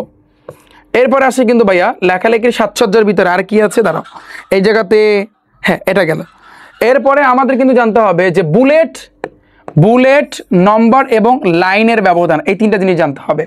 যেমন আমরা কিন্তু জানি এখানে কিন্তু ওরা বলে দিচ্ছে, দেখো ওরা কিন্তু বলে দিচ্ছে যে আমাদের যে ফল আছে কি আম জাম লিচু কাঁঠাল নারকেল, আমাদের নদী পদ্মা মেঘনা যমুনা ভৈরব, এগুলো কিন্তু দিচ্ছে। আমরা অনেক সময় বিভিন্ন রকমের তালিকা করে থাকি যে আমাদের যতগুলো ফল আছে একটা লিস্টে করব, যতগুলো নদী আছে এইভাবে 1 2 3 4 এইভাবে একটা লিস্টে করব। তো এগুলা কিন্তু এই তালিকা করার জন্য তোমার কিন্তু এই 1 2 3 4 বসানো লাগে। যেমন 1 নাম্বার আছে পদ্মা, 2 নাম্বার আছে মেঘনা, 3 নাম্বার আছে যমুনা, আবার আম জাম কাঁঠাল এর আগে দেখো এই যে কালো চিহ্ন কিন্তু দিচ্ছে। তো এগুলোর জন্য এই যে এগুলো হচ্ছে তোমার চিহ্ন বর্ণ বা এই যে সংখ্যা ব্যবহার করে থাকি, এগুলোকে ওয়ার্ড প্রসেসরের ভাষায় বুলেট ও নম্বর বলে। ভাইয়া এগুলোকে তুমি কি বলতে পারো ভাইয়া? বুলেট ও নম্বর, বুলেট ও নম্বর, বিষয়টা বুঝছো? তুমি দেখো আম জাম লিচু এগুলোর আগে দেখো কালো কালো কালো কালো গাঢ় টাইপের তুমি দেখতে পাচ্ছ, তো আমি বলতে পারি বুলেট। আর এগুলো হচ্ছে কিন্তু ভাইয়া তোমার এই যে 1 2 3 4 এগুলো হচ্ছে তোমার নম্বর। তো এগুলোকে ওয়ার্ড প্রসেসরের ভাষায় কি বলা হয়? বুলেট ও নম্বর বলা হয়। কি বলা হয় ভাইয়া? বুলেট ও নম্বর, মুখস্থ থাকবে বুলেট ও নম্বর। এখন এটা তুমি কোথায় পাবা? বুলেট নাম্বারটা কোথায় পাবা? হোম ট্যাবে যাইতে হবে, হোম ট্যাবের প্যারাগ্রাফ গ্রুপে। তো আমরা যাই, আমরা ডাইরেক্ট প্রমাণ সহকারে দেখি। আমরা হোম ট্যাবে গেলাম, ফন্ট একটা গ্রুপ, এটার কাজ শেষ। প্যারাগ্রাফ একটা গ্রুপ, খেয়াল করছো তুমি? প্যারাগ্রাফ একটা গ্রুপ, এই যে হোম ট্যাবের প্যারাগ্রাফ কিন্তু একটা গ্রুপ।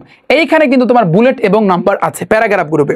যেমন এইখানে তুমি যদি খেয়াল করো এই যে অংশটা, যেমন তুমি সাপোজ তুমি এটা নিয়ে আমি তোমাদেরকে একটু কাজ করে দেখাই, তাহলে বিষয়টা তুমি ক্লিয়ারলি বুঝতে পারবো ভাইয়া। দাঁড়াও আমি এটা একটু তোমাদেরকে দেখাতে চাচ্ছি। এই যে পুরোটা আমি সিলেক্ট করলাম, সিলেক্ট করছি।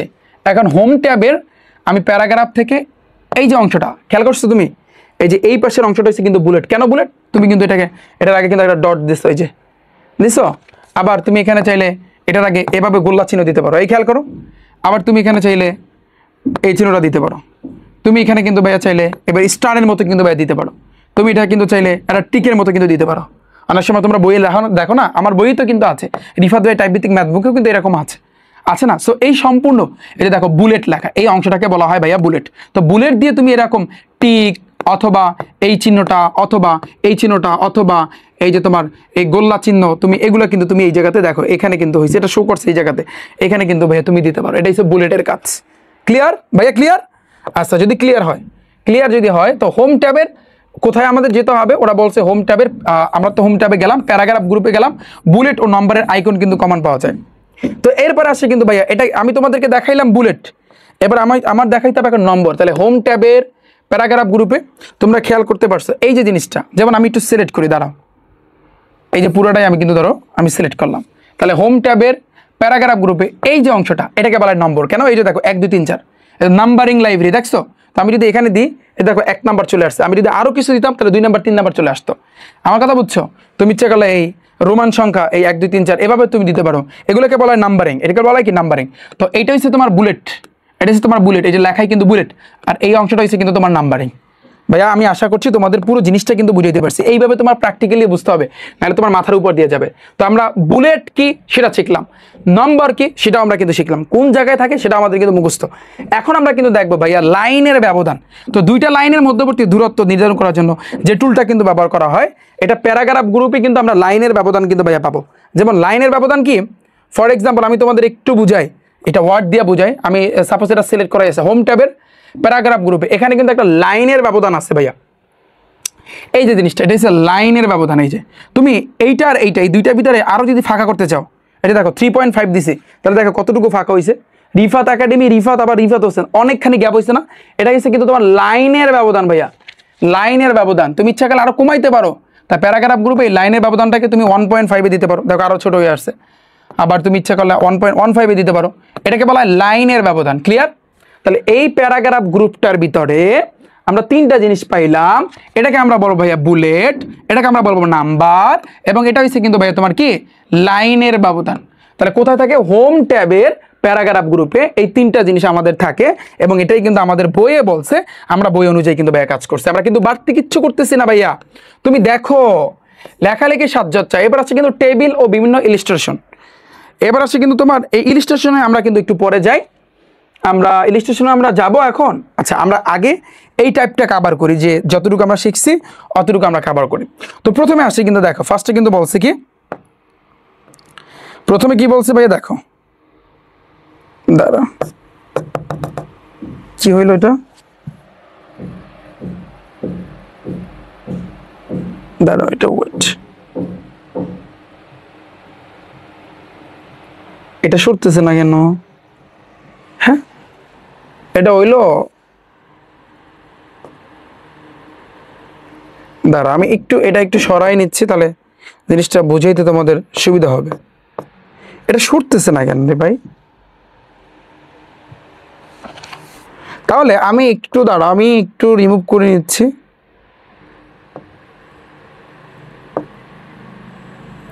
হ্যাঁ ঠিক আছে, এখন তুমি খেয়াল করো ভাই, আমি তোমাকে যেটা বুঝাতে চাচ্ছি, নানা ধরনের ফন্ট স্টাইল নির্বাচন করার জন্য কোথায় যাইতে হবে? কোথায় কোথায় কোথায় কোথায়? আমরা অফিসের ভিতরে ঢুকে হোমে যাব, হোম ট্যাবে যাব, এবং হোম ট্যাবে গিয়ে আমাদের কি করতে হবে? ওখানে ড্রপ ডাউন লিস্ট আছে, ড্রপ ডাউনের মানে হচ্ছে কিন্তু ওখানে ড্রপ ডাউনের বক্স আছে, বক্স থেকে লিস্ট না, ড্রপ ডাউন বক্স নাম আছে। তো ফন্ট সিলেক্ট করার জন্য ওই বক্স আছে না, বক্সের মধ্যে যেখানে বক্স থাকে, আশা করছি বুঝছো। পরটা দেখো, ওয়ার্ড প্রসেসরে লেখালেখির জন্য বিভিন্ন স্টাইলের অক্ষকে আমরা কি বলবো? স্টাইলের যে অক্ষ, এগুলোকে আমরা বলবো ভাইয়া ফন্ট, কারণ বিভিন্ন স্টাইলের অক্ষকে আমি লাইন কিন্তু দাগাই দিছি, এগুলোকে আমরা বলবো ভাইয়া ফন্ট। তারপর দেখো, লেখা সম্পাদনার প্রয়োজনীয় কমান্ড পাওয়া যায় কোন মেনুতে? কোন মেনুতে ভাইয়া? তুমি লেখা সম্পাদনের জন্য প্রয়োজনীয় যে কমান্ডগুলা, তুমি এগুলো পাবা তোমার হোম মেনুতে। কোথায় পাবা? হোম মেনুতে, কারণ হোমের ভিতরেই তো তোমার ফন্ট একটা গ্রুপ আছে, প্যারাগ্রাফ নামে একটা তোমার কিন্তু গ্রুপ আছে, তাই না ভাইয়া? পয়টা দেখো, বলছে কি বাংলা টাইপের জন্য কোন ফন্ট ব্যবহার করা ভাই? সুতানি এমজি, এটা বেস্ট, এটা সব জায়গায় তুমি দেখবা, এই সুতানি এমজি কিন্তু ব্যবহার করা হয় বাংলা টাইপের জন্য। এবার দেখো, প্যারাগ্রাফের নির্বাচিত অংশকে গাঢ় করতে নিচের কোনটি প্রয়োজন? বোল্ড একটা চাপ দিতে হবে। তুমি হোম মেনুতে যাবা, তারপর ফন্ট গ্রুপে যাবা, তারপর বোল্ড একটা চাপ দিবা, ফন্টে তোমার যেতে হবে, ফন্টে। আশা করছি বুঝছো। তারপর হোম ট্যাবের কোন গ্রুপে বুলেট ও নাম্বারের আইকন কমান্ড পাওয়া যায়? এটা প্যারাগ্রাফ গ্রুপে। এটা কতগুলা বোর্ডে আসছে দেখো, আমি এই জন্য একেবারে স্ট্রেট কাট তোমাদের আগে দেখাই নিছি। এবার দেখো, বুলেট অ্যান্ড নাম্বার কোন মেনুতে থাকে ভাইয়া? এটা মেনুর ক্ষেত্রে হচ্ছে তোমার হোম মেনু, আর গ্রুপের ক্ষেত্রে প্যারাগ্রাফ গ্রুপ, এটা মাথায় রাখবা। এবার দেখো, লাইন স্পেসিং অপশনটি কোন গ্রুপে অবস্থিত? মানে ফাঁকা রাখা রয়েছে, এটা কিন্তু তোমার হোম মেনুর প্যারাগ্রাফ গ্রুপে। তোমাকে বলছে কোন গ্রুপে, তার মানে প্যারাগ্রাফ গ্রুপে। ক্লিয়ার ভাইয়া? ক্লিয়ার। ডকুমেন্টকে আকর্ষণীয়ভাবে উপস্থাপন করা যায় কোনটির প্রয়োগের মাধ্যমে? ওয়ার্ড আর্ট যুক্ত করে ছবি ও, আচ্ছা এটা কিন্তু কোশ্চেনটা করছে বাড়তি, আমরা বাড়তি বলতে আমরা একটু সামনে যাব। এই যে 3 নাম্বার টাইপের ভিতরেই পরের যে অংশটা, আমাদের তো এতটুকু ডান, পরের অংশটা হয়েছে কিন্তু তোমার ভাইয়া যে টেবিল ও বিভিন্ন ইলিস্ট্রেশন, এটা আমাদের কিন্তু পড়তে হবে, যে টেবিল ও বিভিন্ন ইলিস্ট্রেশন, এটা আমরা দেখবো, তাহলে পরের এমসিকিউগুলো আমরা কিন্তু পারবো। তো ডকুমেন্টকে কোনো টেবিল, যেমন কোনো টেবিল, কোনো ছবি বা ক্লিপ আর্ট বা বিভিন্ন আকার আকৃতি বা চার্ট বক্স বা ওয়ার্ড আর্ট, এগুলো যোগ করতে ইনসার্ট ট্যাব ব্যবহার করতে হয়। এটা তোমার মুখস্থ রাখতে হবে, মুখস্থ করা লাগবে না, আমি তোমাকে দেখাচ্ছি। ধরো এইখানে দেখো, আমরা হোম ট্যাব ইউজ করছি, হোম ট্যাবের ভিতরে ফন্টের ভিতরে এই যে একটা বক্স পাইছি, এটার নাম কি তোমরা জানো? Drop down box. প্যারাগ্রাফের 3টা জিনিস পাইছি। এখন আসি আমরা ইনসার্ট ট্যাবে।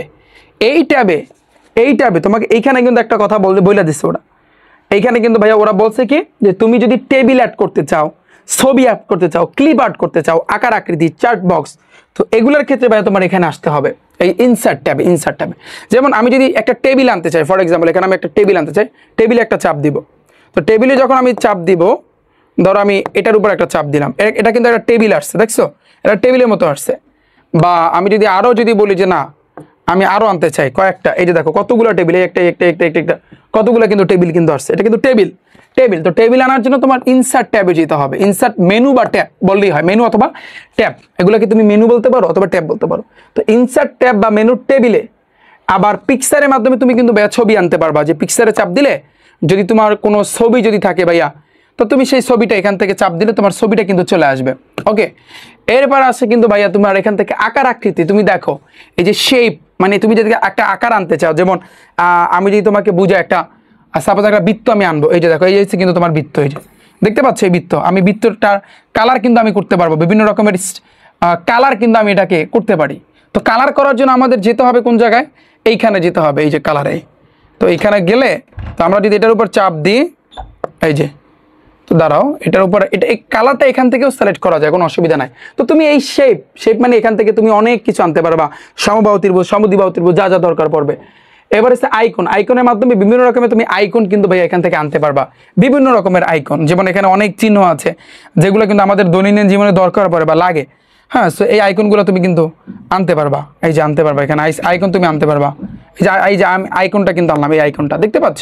তো আইকন আনার জন্য এই যে তোমার ইলিস্ট্রেশন, এটা কিন্তু ইলিস্ট্রেশন, এই ইলিস্ট্রেশন গ্রুপের ভিতরে পিকচার আছে, সেই পাশে আইকন আছে 3D মডেল, তুমি 3D মডেল আনতে পারবা। তোমার সেই সেভ থেকে চার্ট আছে, যে গ্রাফ চার্টে আছে না, গ্রাফ চার্ট, যেমন আমি যদি গ্রাফ চার্ট পড়াই না, তো গ্রাফ চার্টে যে তোমরা গ্রাফ চার্ট যাদের আছে সবারই তো আছে, তো গ্রাফ চার্টে তোমরা খেয়াল করবা, যেগুলো আসলে কিন্তু তোমাদের বইয়ে দিয়ে দেয়, এগুলো কিন্তু এই ওয়ার্ড দিয়েই কিন্তু ভাইয়া কাজ করে, কারণ এখানে তুমি একটা গ্রাফ চার্ট আনতে পারবা, এবং এই গ্রাফ চার্টে ভাইয়া তুমি কোন জায়গায় কি, যেমন এখানে তুমি ইচ্ছা করলে কিন্তু নামটাম লিখে দিতে পারবা, নামটাম লিখে দিতে পারবা, ঠিক আছে।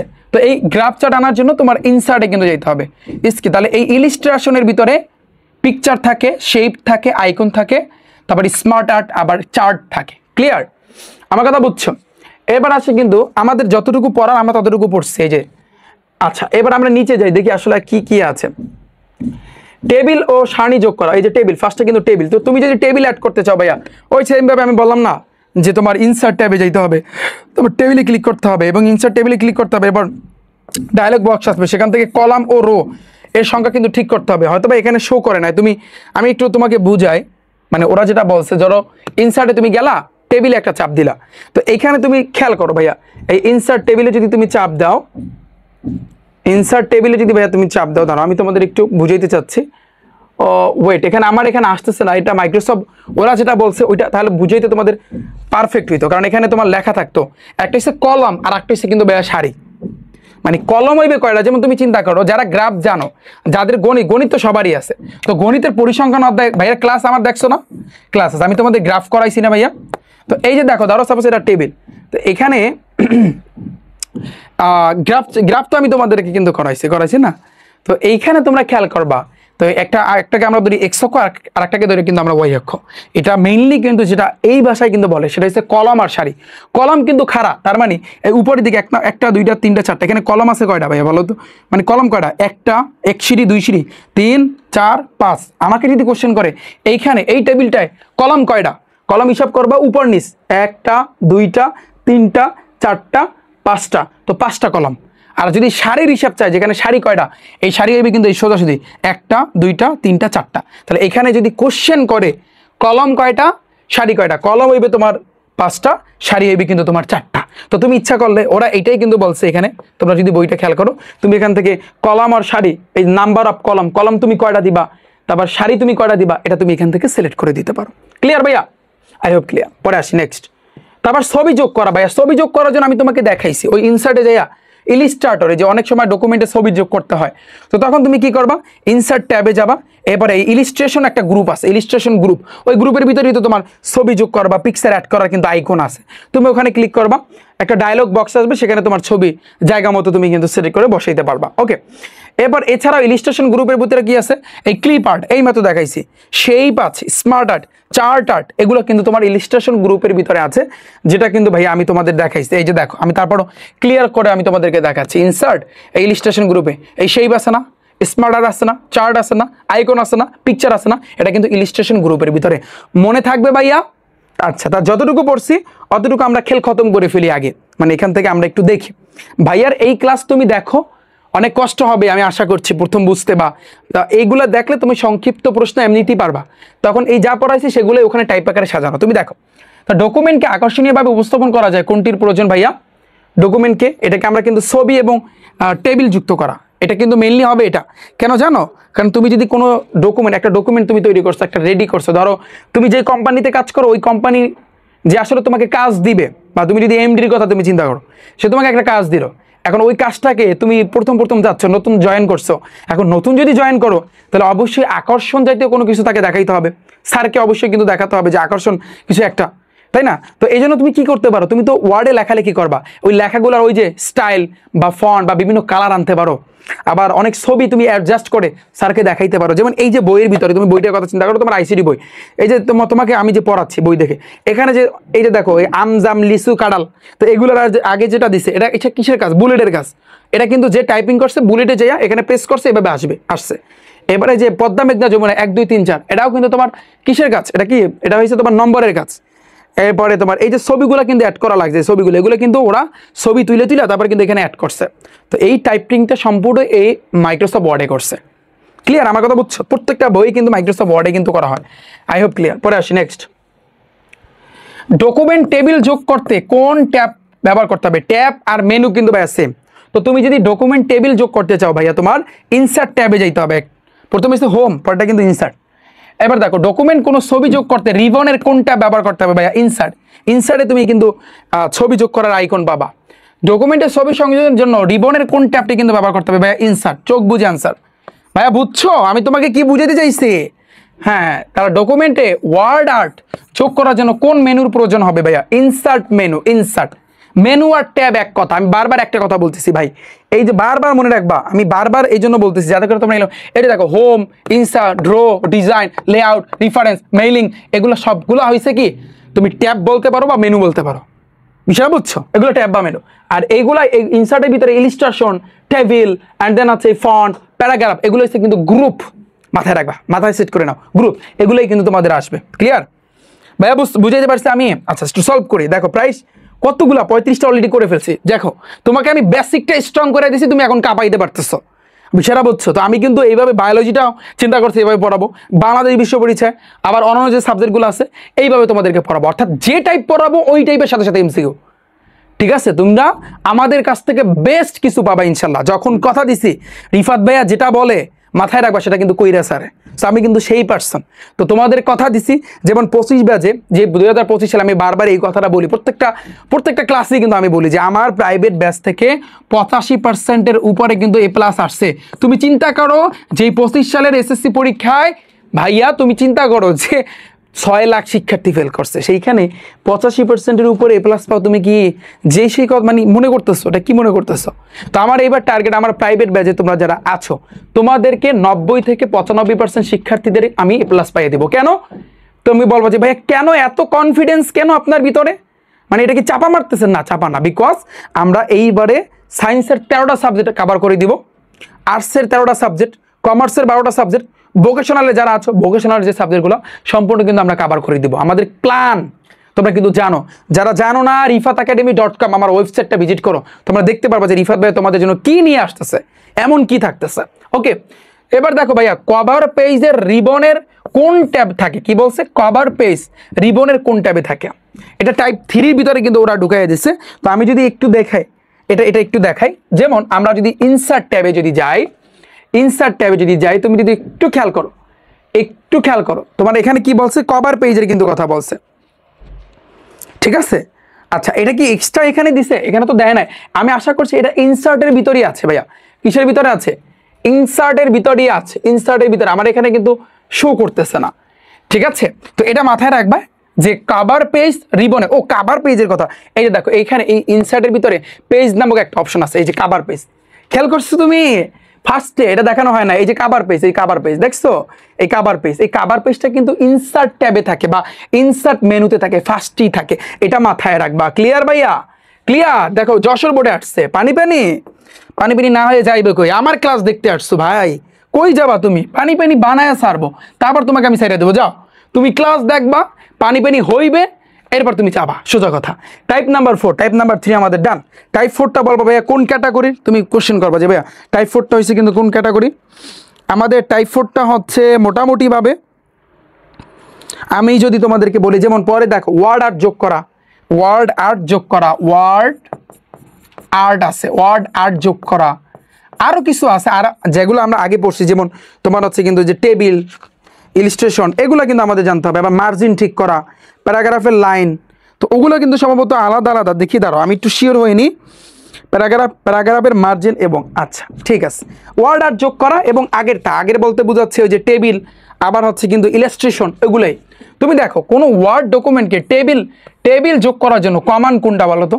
টেবিলে যদি তুমি টেবিল যোগ করতে চাও তো আমরা জানি ওয়ার্ডের ভিতরে ঢুইকা আমরা ইনসার্টে প্রেস করব, ইনসার্টে প্রেস কইরা আমরা কোথায় যাব ভাইয়া, যে ইনসার্ট টেবিল, এই যে তোমার ইনসার্টে যাইয়া তোমার হচ্ছে কিন্তু টেবিলে যেতে হবে। আচ্ছা এখানে কি হজা বড়া লাগতেছে আমার কাছে, একটু উঠানোটা একটু কেমন জানি হয়েছে।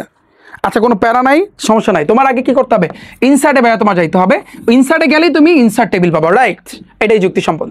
তুমি দেখো কেন যুক্তি, এই জায়গাতে ইনসার্টে যাবা, ইনসার্টে গেলি এই টেবিলে গেলি তুমি, এই যে ইনসার্ট টেবিল দেখো, ইনসার্টে গেছো, ইনসার্টের টেবিলে গেছো, তারপর আবার ইনসার্ট টেবিল আসছে, দেখছো ইনসার্টের টেবিলে গেছো, তারপর আবার ইনসার্ট টেবিল আসছে, তার মানে আমাদের অ্যান্সার ইনসার্ট টেবিল। ঠিক আছে, এরপর আসছি কিন্তু নেক্সট পয়েন্টটা, ওয়ার্ড ডকুমেন্ট ছবি যোগ করার জন্য কমান্ড কোনটা ভাইয়া? ও মাই গড, তোমরা অ্যান্সার দাও ব্রো, অ্যান্সার দাও।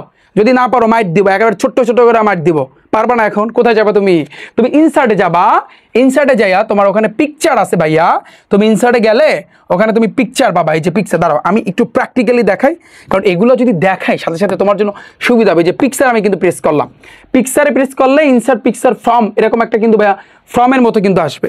ঠিক আছে, তো যেটাকে ভাইয়া আমরা কি বলবো, ডায়লগ বক্স। এটাকে মেনলি কি বলবো ভাইয়া, এই যে একটা বক্সের মতো আসবে, এই যে বক্সটা, এই বক্সটাকে আমরা বলবো ভাইয়া ডায়লগ বক্স। ভাইয়া কি বলবো ভাইয়া, ডায়লগ বক্স। তাহলে দেখো আমরা যেটা করব, আমরা প্রথমে ইনসার্টে যাব, তারপর পিকচারে যাব, তারপর আমরা ডায়লগ বক্সে যাব। মাথায় থাকবে, ঢাকা বোর্ডে আসছে এটা কয়টা আসে। MS ওয়ার্ড 2007 একটা ডকুমেন্টের ছবি যোগ করতে চাইলে ইনসার্ট ট্যাবের কোন গ্রুপ হতে পিকচার আইকন সিলেক্ট করতে হবে বলো? ইনসার্ট ট্যাবের কোন গ্রুপ থেকে? তুমি চিন্তা করো, ইনসার্ট ট্যাবে গেলে এই টেবিল গ্রুপ থেকে, মানে টেবিল না সরি পিকচারের কথা বলছে, তাহলে ইলিস্ট্রেশন গ্রুপ থেকে। ইলিস্ট্রেশন গ্রুপের ভিতরে কিন্তু পিকচার আছে, রাইট? তার মানে আমাদের আনসার হবে ইলিস্ট্রেশন। পানি বলো বলো বলো বলো যে ইলিস্ট্রেশন গ্রুপে কোনটি ব্যবহার করা হয় ভাইয়া? ইলিস্ট্রেশন গ্রুপে দেখো কোনটা আছে, টেবিল আছে, টেবিল আছে না, টেবিলের জন্য আলাদা ওয়ার্ড আর্ট আছে, ক্লিপ আর্ট আছে, তারপর আছে ফন্ট আছে, কোনটা আছে ভাইয়া বলো? তো আমরা যদি একটু তাকাই, ভালো করে তাকাই, এই যে ইনসার্টের ভিতরে ইলিস্ট্রেশন গ্রুপে তোমার হচ্ছে কিন্তু স্মার্ট আর্ট আছে, স্মার্ট আর্ট। তারপর হচ্ছে এই স্মার্ট আর্ট বলতে বোঝাচ্ছে এটা মেনলি কিন্তু এখানে বোঝায় ওয়ার্ড আর্ট না, এটা কিন্তু ওয়ার্ড আর্ট না, এটা আমরা কিন্তু ক্লিপ আর্ট কিন্তু ধরতে পারি। ক্লিপ আর্ট আছে, ক্লিপ আর্ট ভাই কি আছে, ক্লিপ আর্ট। তো এই জন্য আসলে মাইক্রোসফট আমি যেটা ব্যবহার করতেছি 2010-এরটা, কিন্তু ওরা তো 2007-এরটা দিছে। 7-এরটা দিলে তাহলে এগুলো সবগুলো ফাংশনই থাকতো, 7-এরটা দিয়ে আমি যদি তোমাদেরকে দেখাই। তো যাই হোক, কোনো সমস্যা নাই, একই কথা। বাট দেখো ডকুমেন্টে চার্ট সংযোজন করার জন্য কোন গ্রুপে যেতে হবে ভাইয়া? চার্টের জন্য সেম ভাবে ইনসার্টে যাবা, ইনসার্ট ট্যাবে যাবা, ইলিস্ট্রেশন গ্রুপ, তো ইনসার্টে যায়া তুমি ইলিস্ট্রেশন গ্রুপে যাবা, খেল খতম। পয়েন্টটা দেখো ভাইয়া, ক্লিপ আর্ট যোগ করার সুবিধা রয়েছে কোন গ্রুপে ভাইয়া? ইলিস্ট্রেশন। চোখ বুঝা ভাইয়া, চোখ বুঝা। ইলিস্ট্রেশন গ্রুপে থাকে কোনটা ভাইয়া? টেবিল। ক্লিপ আর্ট থাকে ভাইয়া, চোখ বুঝা, ক্লিপ আর্ট। ডান। এবার আছে কিন্তু ভাইয়া টাইপ 5। তুমি বলো ভাইয়া টাইপ 5টা কি? তুমি বলবা ভাইয়া টাইপ 5টা আসলে কি তা? তাহলে টাইপ 5টা হচ্ছে তোমাদের বইয়ে, তোমরা দেখো, তোমরা যদি খেয়াল করো ভাইয়া, যে মার্জিন ঠিক করা, প্যারাগ্রাফের লাইন আছে, এগুলা একটু আমি লেখা দিই, এবং পুরোটার কিন্তু ভাইয়া তোমরা PDF পেয়ে যাবা ভাইয়া, PDF পেয়ে যাবা। তোমরা বলবা ভাইয়া PDF পাবো কই এগুলার? আপনার এই MCQ এবং হচ্ছে কিন্তু এই যে সংক্ষিপ্ত প্রশ্নে PDF কোথায় পাবো বলতেছি, জাস্ট ওয়েট। প্যারাগ্রাফের লাইন, এখন আমাদের এগুলো জানতে হবে, এগুলো কোথায় থাকে, নাহলে তো আমরা MCQ পারবো না। তো দেখো তোমাদের বই থেকে আমি বইয়ের ভিতরে যতটুকু আছে ভাইয়া আমি কিন্তু চেষ্টা করতেছি সেগুলা দিয়েই কিন্তু তোমাদের পড়ানোর। তোমরা যদি মার্জিন ঠিক করতে চাও, আমি যদি তোমাদের বইয়ের PDFটা মানে হচ্ছে ওপেন করি, এই যে দেখো এখানে আসলে এই ওয়ার্ড আর্টটা পড়ানো হয় না, এই জন্য কিন্তু এই ওয়ার্ড আর্টটা আসছে। যে ওয়ার্ড আর্টটা ইনসার্ট ট্যাবে যাইতে হবে, তোমরা ইচ্ছা করলে বিভিন্ন স্টাইলের লেখা যোগ করতে পারবা। তোমাদের ইনসার্ট ট্যাবে টেক্সট গ্রুপে এই ওয়ার্ড আর্ট ক্লিপ আছে, ইনসার্ট গ্রুপে টেক্সট গ্রুপে, মানে ইনসার্ট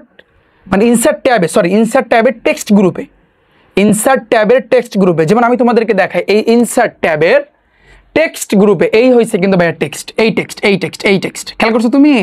এইখানে কিন্তু ওয়ার্ড আছে, ওয়ার্ড আর্ট, এই যে টেক্সট বক্স আছে, এটা টেক্সট বক্স। আবার এইখানে স্টাইল আছে বিভিন্ন, এই যে আমি কিন্তু সিলেক্ট করতে পারি, আমি এই যে টেক্সটটা আমি কিন্তু সিলেক্ট করলাম। তো মাথায় রাখবা ইনসার্ট ট্যাবের টেক্সট গ্রুপে এই ওয়ার্ড আর্ট আছে, ওয়ার্ড আর্ট। খেয়াল করছো তুমি ভাই? তুমি খেয়াল করছো? তো এটা তোমাদের দেখানো হয় না, এটা কিন্তু MCQতে আমরা কিন্তু অলরেডি কভার করে ফেলেছি। এখন আমরা তাহলে যেটা জানবো, দেখো আমরা যদি এটা যদি আমাদের ক্লিয়ার হয়, এখানে এগুলো শো করবে। তো এবার আমরা নিচে যাই ভাইয়া, নিচে যাই। এই মার্জিন ঠিক করা ভাইয়া, ডকুমেন্টকে যদি তুমি মার্জিন ঠিক করতে চাও, তাহলে রিবনের পেজে লেআউট ট্যাবে ক্লিক করতে হবে ভাইয়া। পেজ লেআউট ট্যাবে ভাইয়া, রিবনের পেজ লেআউট ট্যাবে, নামটা কি ভাইয়া? Page layout. তারপরে মার্জিন আইকনে ক্লিক করে তোমার মার্জিন ঠিক করতে হবে। বিষয়টা আমি তোমাকে ক্লিয়ারলি দেখাচ্ছি ভাইয়া। তুমি কোথায় যাবা? কোথায় ভাইয়া? অর্থাৎ লেআউটে যাইতে হবে। এই যে দেখো, এটা কিন্তু ট্যাব, হোম ট্যাব, এটা ইনসার্ট ট্যাব, এইটা হচ্ছে লেআউট ট্যাব। গেছো তুমি? তো এই লেআউট ট্যাবে গেলে এইখানে মার্জিনটা, এই যে পেজ সেটআপ কিন্তু গ্রুপ, তো পেজ সেটআপের গ্রুপে তুমি মার্জিনটা পাবা। তো এখানে মার্জিনটা কেন আসতেছে না আমি জানি না, বাট আমি যদি এটার উপর প্রেস করি ভাইয়া, দাঁড়াও আমি তারপর লেআউটে চাপ দিই, হ্যাঁ এখন আসছে। এই যে মার্জিনে যদি তুমি চাপ দাও, তুমি মার্জিনটা বিভিন্নভাবে কিন্তু তুমি সিলেক্ট করতে পারবা, তুমি কাস্টমাইজ করতে পারবা। তো এখানে বটন, এই যে টপ বটম, আবার লেফট রাইট, মানে বাম পাশে কীরকম থাকবে, এই লেফট বাম পাশ, রাইট ডান পাশ, আবার টপে কীরকম থাকবে, মানে টপ মানে উপরে কীরকম থাকবে, বটন মানে নিচে কতটুকু থাকবে, তো তুমি বিভিন্ন ইচ্ছা মতো সিলেক্ট করতে পারো। যেমন আমি সিলেক্ট করলাম। তো এটা সম্পূর্ণ পেজ সেটআপ গ্রুপে মার্জিনে যেতে হবে। পেজ সেটআপ গ্রুপে ভাইয়া মার্জিনে যেতে হবে। ক্লিয়ার ভাইয়া? পেজ সেটআপ গ্রুপের মার্জিনে যেতে হবে। ডান ক্লিয়ার? কি ইচ্ছা মতো তুমি মার্জিন সিলেক্ট করতে পারবা। পানি ভাইয়া। তো এটা কিন্তু নামটা কি ভাইয়া? Page setup. নামটা কি ভাইয়া?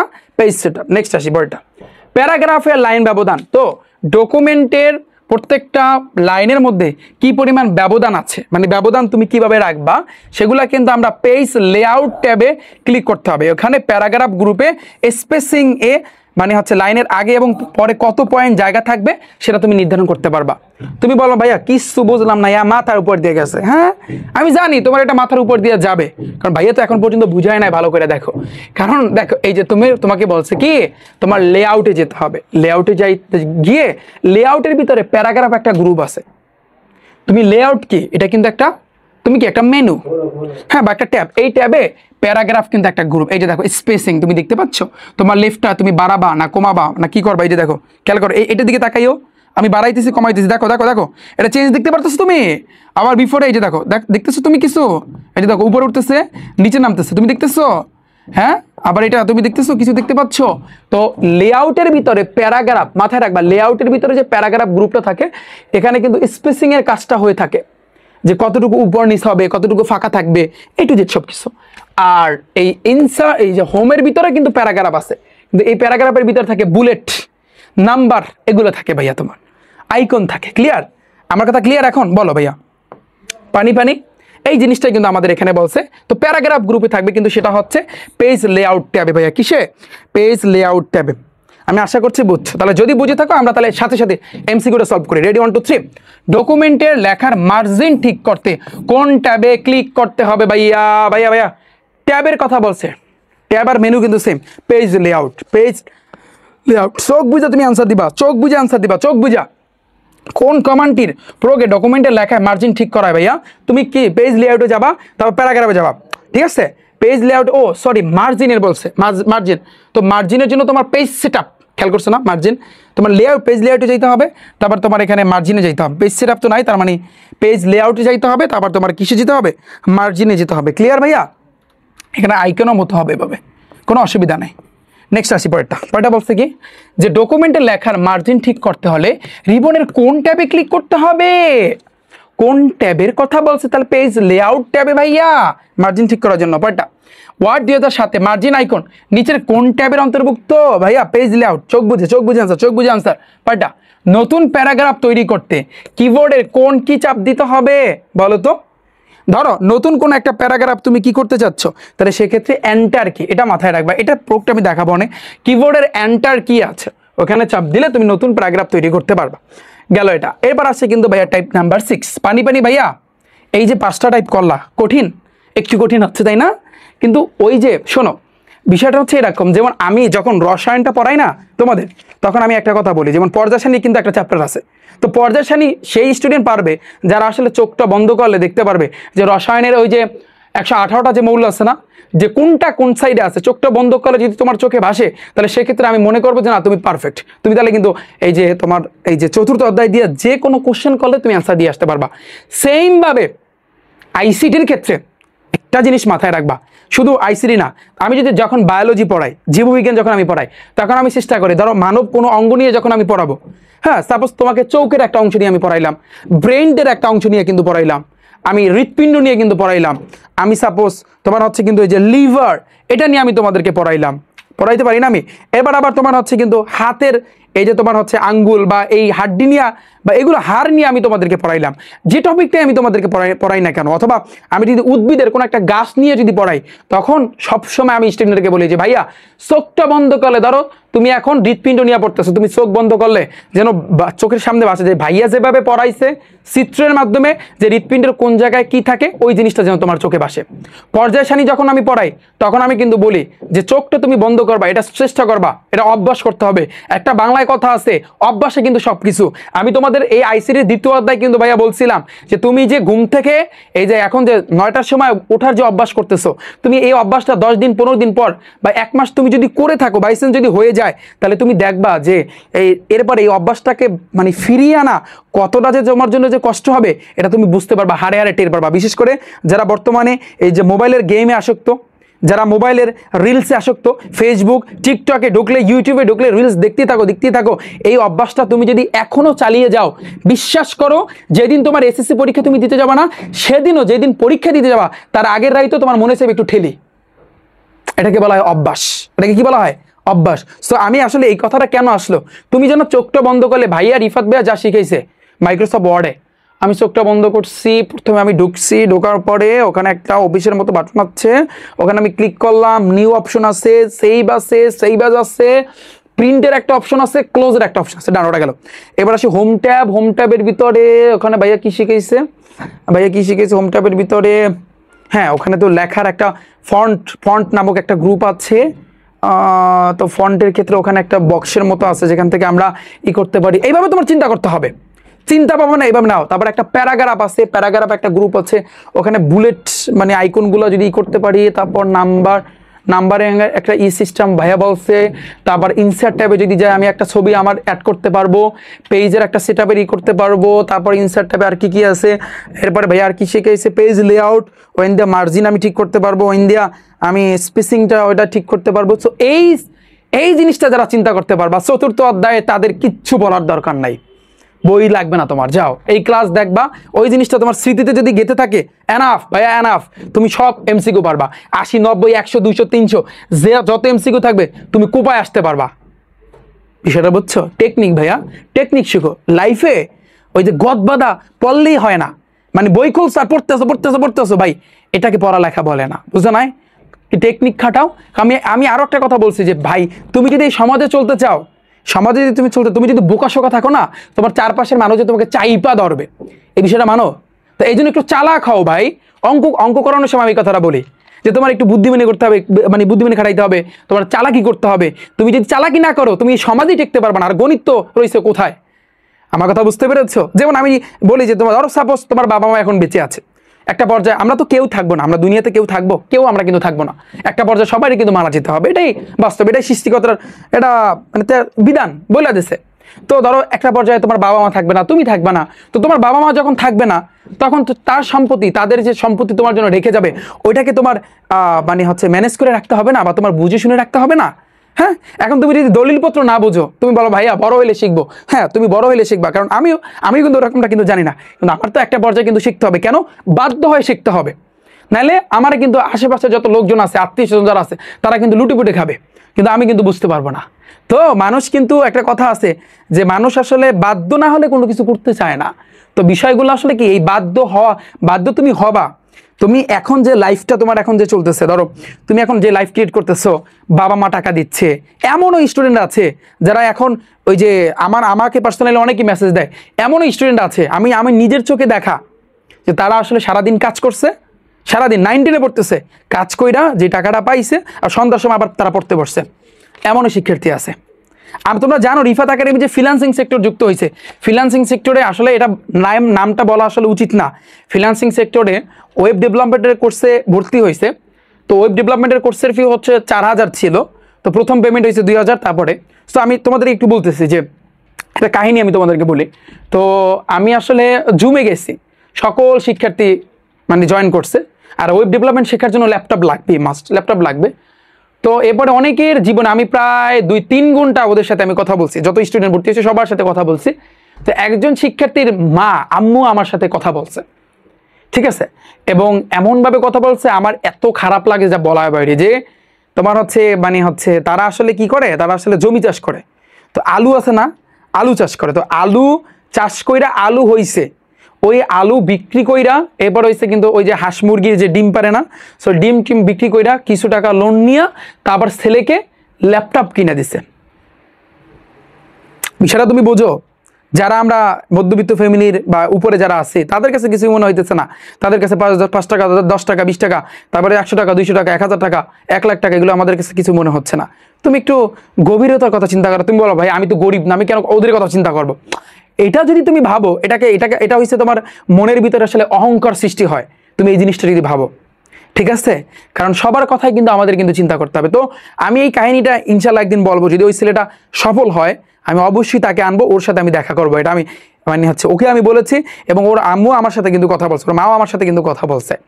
তো বিষয়টা হচ্ছে এরকম যে এমনও শিক্ষার্থী আছে যে আমি যেটা বলতে চাচ্ছি যে তুমি তোমার বাবা মার বলতে গেলে হোটেলে বসে এখন খাচ্ছ, কোনো টের পাচ্ছ না যে দুনিয়াটা বা বাস্তব জীবনটা আসলে কি, এটা তুমি টের পাচ্ছ না। এটা তুমি যত দিন যাবে হারে হারে তুমি টের পাবা। এই টের পাওয়ার আগে তুমি যদি নিজের জীবনটাকে, তোমার লাইফটাকে যদি একটু গুছায় নিতে পারো, বিশ্বাস করো, তাহলে তুমি প্রত্যেকটা ধাপে ভাইয়া তুমি সফল হবা। আমার কথা বুঝছো? এই জন্য তোমার একটু চালাক চতুর হইতে হবে। বোকা শোকা থাকলা, তোমার ফ্রেন্ডস থাকলা এসে চাইপা দিলে তোমাকে এক ক্লাসা মাইট দিয়ে গেল চিপাই নিয়া, তো এই জিনিসটা যেন হয় না। আমার কথা বুঝতে পেরেছো আমি আসলে কি বুঝে যাচ্ছি? হ্যাঁ, আমি কিন্তু সবসময় স্ট্রেট কাট কথা বলি ভাইয়া, তোমার কাছে পছন্দ নাই হইতে পারে। রিফাত ভাইকে অনেকেই দেখবা গালাগালি করে, কিন্তু আমি কথাগুলো কিন্তু লিগ্যালি বলি, যেমন আমার আসলে কোর্স নিয়ে অনেকে কিন্তু কথা বলে যে রিফাত ভাইয়া কি শিখায়, যে সে নিজেই তো পারে না আবার কি শিখাইবে। এরকম অনেক কমেন্ট কিন্তু তোমরা পাবা যে সে কঠিন কিছু শিখায় না। আমি এই কথা কিন্তু গণিতের কিন্তু ক্লাসে বলছি যে ভাই তোরা আগে দেখ, আমি আগে সহজতা শিখাই। বিশ্বাস করো আমার ব্যাচে যারা ভর্তি হয় না, আমি ওদের আগে আসলে সহজতা শিখাই। কারণ তুমি চিন্তা করো, তোমাকে আমি পড়াচ্ছি, হ্যাঁ, এখন তোমাকে যদি শুরুটাই করি কঠিন দিয়ে, তাহলে তোমাকে যে আমি কেন পড়াইলাম, বা তোমার স্কুলের টিচার আর আমার মধ্যে পার্থক্যটা কি রইলো? এটাই কিন্তু রিফাত ভাইয়ের খেলা। তোমাকে আমি সহজতা শিখাই স্ট্রং বানাবো, আস্তে আস্তে আস্তে আস্তে জিরো থেকে তোমাকে আস্তে আস্তে উপরে উঠাবো, এবার স্ট্রং বানাবো। এরপর তোমাকে কঠিনটা দিলে তুমি বলো ভাই এগুলো পারি, কারণ আপনি তো আমাকে টেকনিক শিখাই দিয়েছেন, পুরো প্রসেসিংটা আমাকে শিখাই দিয়েছেন, ওগুলো তো আমার মাথায় আছে। আমার কথা বুঝছো? এটাই আমার কিন্তু পড়ানোর সিস্টেম। অনেক কথা বললাম, কেউ কিছু মনে করো না, টাইম যাচ্ছে তোমাদের, আমি জানি টাইম লস হচ্ছে, বাট এই কথাগুলো বলা প্রয়োজন, এগুলো দরকার ভাইয়া, দরকার। নাইলে কিন্তু তোমার জীবনে তুমি পড়ালেখা করবা, তুমি বলো ভাইয়া খেলাধুলা করবো না, মোবাইল টিপবো না, মোবাইল আমি চালাবো না, হ্যাঁ চালাও, কোনো অসুবিধা নাই, কিন্তু এই বিষয়গুলো একটু মাথায় রাখো। এটাও ভাইয়া তুমি মাথায় রাখো যে 9-10-এর জীবনটা কিন্তু এই জীবন না। তুমি যখন ইন্টারমিডিয়েট উঠবা, বিশেষ করে অনার্স লেভেলে যখন তুমি যাবা না, তখন তুমি বুঝতে পারবা যে ভাই জীবনটা আসলে কি, হারে হারে তখন তুমি টের পাবা। ঠিক আছে? তো আমি আশা করছি তোমরা বুঝতে পেরেছো। অনেক কথা বললাম, যাই হোক তোমরা কেউ কিছু মনে করো না। তো আমরা যেটা করবো, টাইপ নাম্বার 6-এ কিন্তু আমরা চলে আসছি, এবং আমরা যেই জায়গাতে ছিলাম ভাইয়া, টাইপ 6টা আসলে কি বলো? দাঁড়াও, এটা গেছে হচ্ছে প্যারাগ্রাফ। টাইপ 6টা হচ্ছে কিন্তু পৃষ্ঠা নাম্বার দেওয়া। আমরা এটা দেখবো হচ্ছে কিন্তু পৃষ্ঠায় নাম্বার দেওয়া, এখন পৃষ্ঠায় নাম্বার দেওয়া জিনিসটা আসলে আমি তোমাদের একটু বুঝাতে চাচ্ছি। যেমন তোমরা যদি একটু খেয়াল করো ভাইয়া, দেখো, তাকাও, লুক, যে পৃষ্ঠায় নাম্বার দেওয়া মানে কি, তুমি কোথায় যাবা ডকুমেন্টের, সবচেয়ে গুরুত্বপূর্ণ এই কাজটা করার জন্য তোমার ইনসার্ট ট্যাবে যেতে হবে। ইনসার্ট ট্যাবে হেডার আর ফুটার আছে, গ্রুপ আছে, ওই পেজ নাম্বার ক্লিক করে নির্দিষ্ট অপশন বেছে নিতে হবে। আমি তোমাকে একটু প্রায় দেখাচ্ছি। যেমন আমি যদি ওয়ার্ডটা ওপেন করি ভাইয়া, এই যে ইনসার্ট ট্যাবে আমি গেলাম, এই যে দেখতে পাচ্ছ ভাইয়া হেডার আর একটা হচ্ছে ফুটার। হেডার দ্বারা বোঝায় কি, হেডার তো কি ভাইয়া মাথা, মাথা। আর এই ফুট, এটা দ্বারা আসলে বোঝায় পা আছে না, পায়ের ইংরেজি কি তোমরা বলো ভাইয়া লেগ পা। তো এটা আসলে কিন্তু মেনলি একটা আছে না পায়ের পাতা। তো জিনিসটা আসলে কি, একটা হচ্ছে উপরে হেডার মানে মাথার, আর একটা ফুটার, আর একটা হচ্ছে তোমার পেজ নাম্বার। তুমি এখান থেকে 3টা জিনিস পারবা, 3টা জিনিস। যেমন হেডারে যদি তুমি চাপ দাও, ফর এক্সাম্পল সাপোজ, যেমন আমি তোমাকে বুঝাই, এই যে বইয়ের যে তুমি খেয়াল করছো, বইয়ে উপরের দিকে খেয়াল করছো, এই আইসিডি বইটা যাদের হাতে আছে, আমার লেখালেখি ওই সব পাশে কিন্তু 57 পৃষ্ঠা, পরে বেজে গেলে 58 পৃষ্ঠা, পরে কিন্তু 59 পৃষ্ঠা। খেয়াল করছো? এই পুরো অংশটা কিন্তু হেডারের কাজ। কিসের কাজ?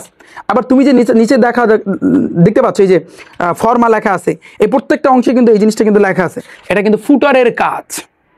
আবার আসে কিন্তু ভাইয়া তোমার পেজ নাম্বার। খেয়াল করো ভাইয়া, পেজ নাম্বার যদি তুমি দিতে চাও, তোমার এখানে টোটাল কয়টা পেজ এসেছে, তাহলে তুমি ইনসার্ট ট্যাবে যাবা, হেডার ফুটার গ্রুপে যাবা, পেজ নাম্বার তুমি যাবা, যেমন টপ পেজ, বোটাম পেজ। তুমি এখানে ধরো টপ পেজ, আমি কিন্তু এখানে ধরো দিয়ে দিলাম টপ পেজ, এটা ধরো এটা এটা আমি এই সাইডেও দিতে পারি, অথবা আমি যদি ইচ্ছা করি যে না এটা যেহেতু বইয়ের পেজ নাম্বার থাকে একেবারে কর্নারে, তো আমি দাঁড়াও আমি দিয়ে দিচ্ছি। এটা দেখো আমি একেবারে ওই সাইডে দিলাম, ঠিক আছে? এটা হচ্ছে তোমার পেজ নাম্বার। এটা কিন্তু তুমি পেজ নাম্বার কিন্তু সিলেক্ট করতে পারো, ঠিক আছে? এখন তুমি যদি নিচে যাও ভাইয়া 1 নাম্বার, তারপরে আরও যদি এখানে পেজ থাকতো সেটা কিন্তু তোমার 2 নাম্বার হইতো, তারপর 3 নাম্বার হইতো, এভাবে কিন্তু হইতো। তাহলে এইটা করার জন্য আমরা হেডার ফুটারে যাব, ঠিক আছে? আর হেডারের কাজটাকে আমি তোমাকে দেখাই। ধরো এখানে আমি একটা কিছু লিখলাম, ফর এক্সাম্পল ভাইয়া তুমি তাকাও, ধরো আমি এখানে লিখলাম রিফাত ভাইয়া টাইপ ভিত্তিক ম্যাথ বুক, বা আমি লিখলাম যে সাপোজ তোমরা কিন্তু জানো যে রিফাত ভাইয়ার এসএসসির জন্য ম্যাথ বুক তো আমি আনছি, যে বইটা থেকে তোমরা জানো যে 25 বাজে 95% হুবাউ টাইপ কমান আসছে, প্রমাণ সহকারে দেখাইছি। তোমরা জানো কিছুদিনের ভিতরে কিন্তু রিফাত ভাইয়ের ইংরেজি বই আসবে। নামটা কি জানো? নামটা কিন্তু type wise 0 to hero grammar book, উপরে কিন্তু লেখা টাইপ ওয়াইজ। তো ধরো সেইখানে কিন্তু আমি যখন বইটা ক্রিয়েট করব তখন এখানে লেখা থাকবে ভাইয়া, ধরো এখানে লেখা থাকবে টাইপ ওয়াইজ, এই যে ধরো এভাবে লেখা থাকবে টাইপ ওয়াইজ 0 to হিরো, আমি সংক্ষেপে লিখলাম বা শুধু টাইপ ওয়াইজ কিন্তু লিখলাম। তো এই টাইপ ওয়াইজটা তুমি এখানে দেখতে পারবা। আর এই সাইডে আমি ইচ্ছা করলে নাম্বারও দিয়ে দিতে পারি। এই যে দেখো খেয়াল করো, আমি কিন্তু কিবোর্ডের এখানে যখন চাপ দিছি এখানে আমি 1 নাম্বার দিয়ে দিলাম, বাস। তো এটা আসলে এই পাশে চলে আসছে, দাঁড়াও এটা একটু সাইডে নিই তাহলে ভালো হবে।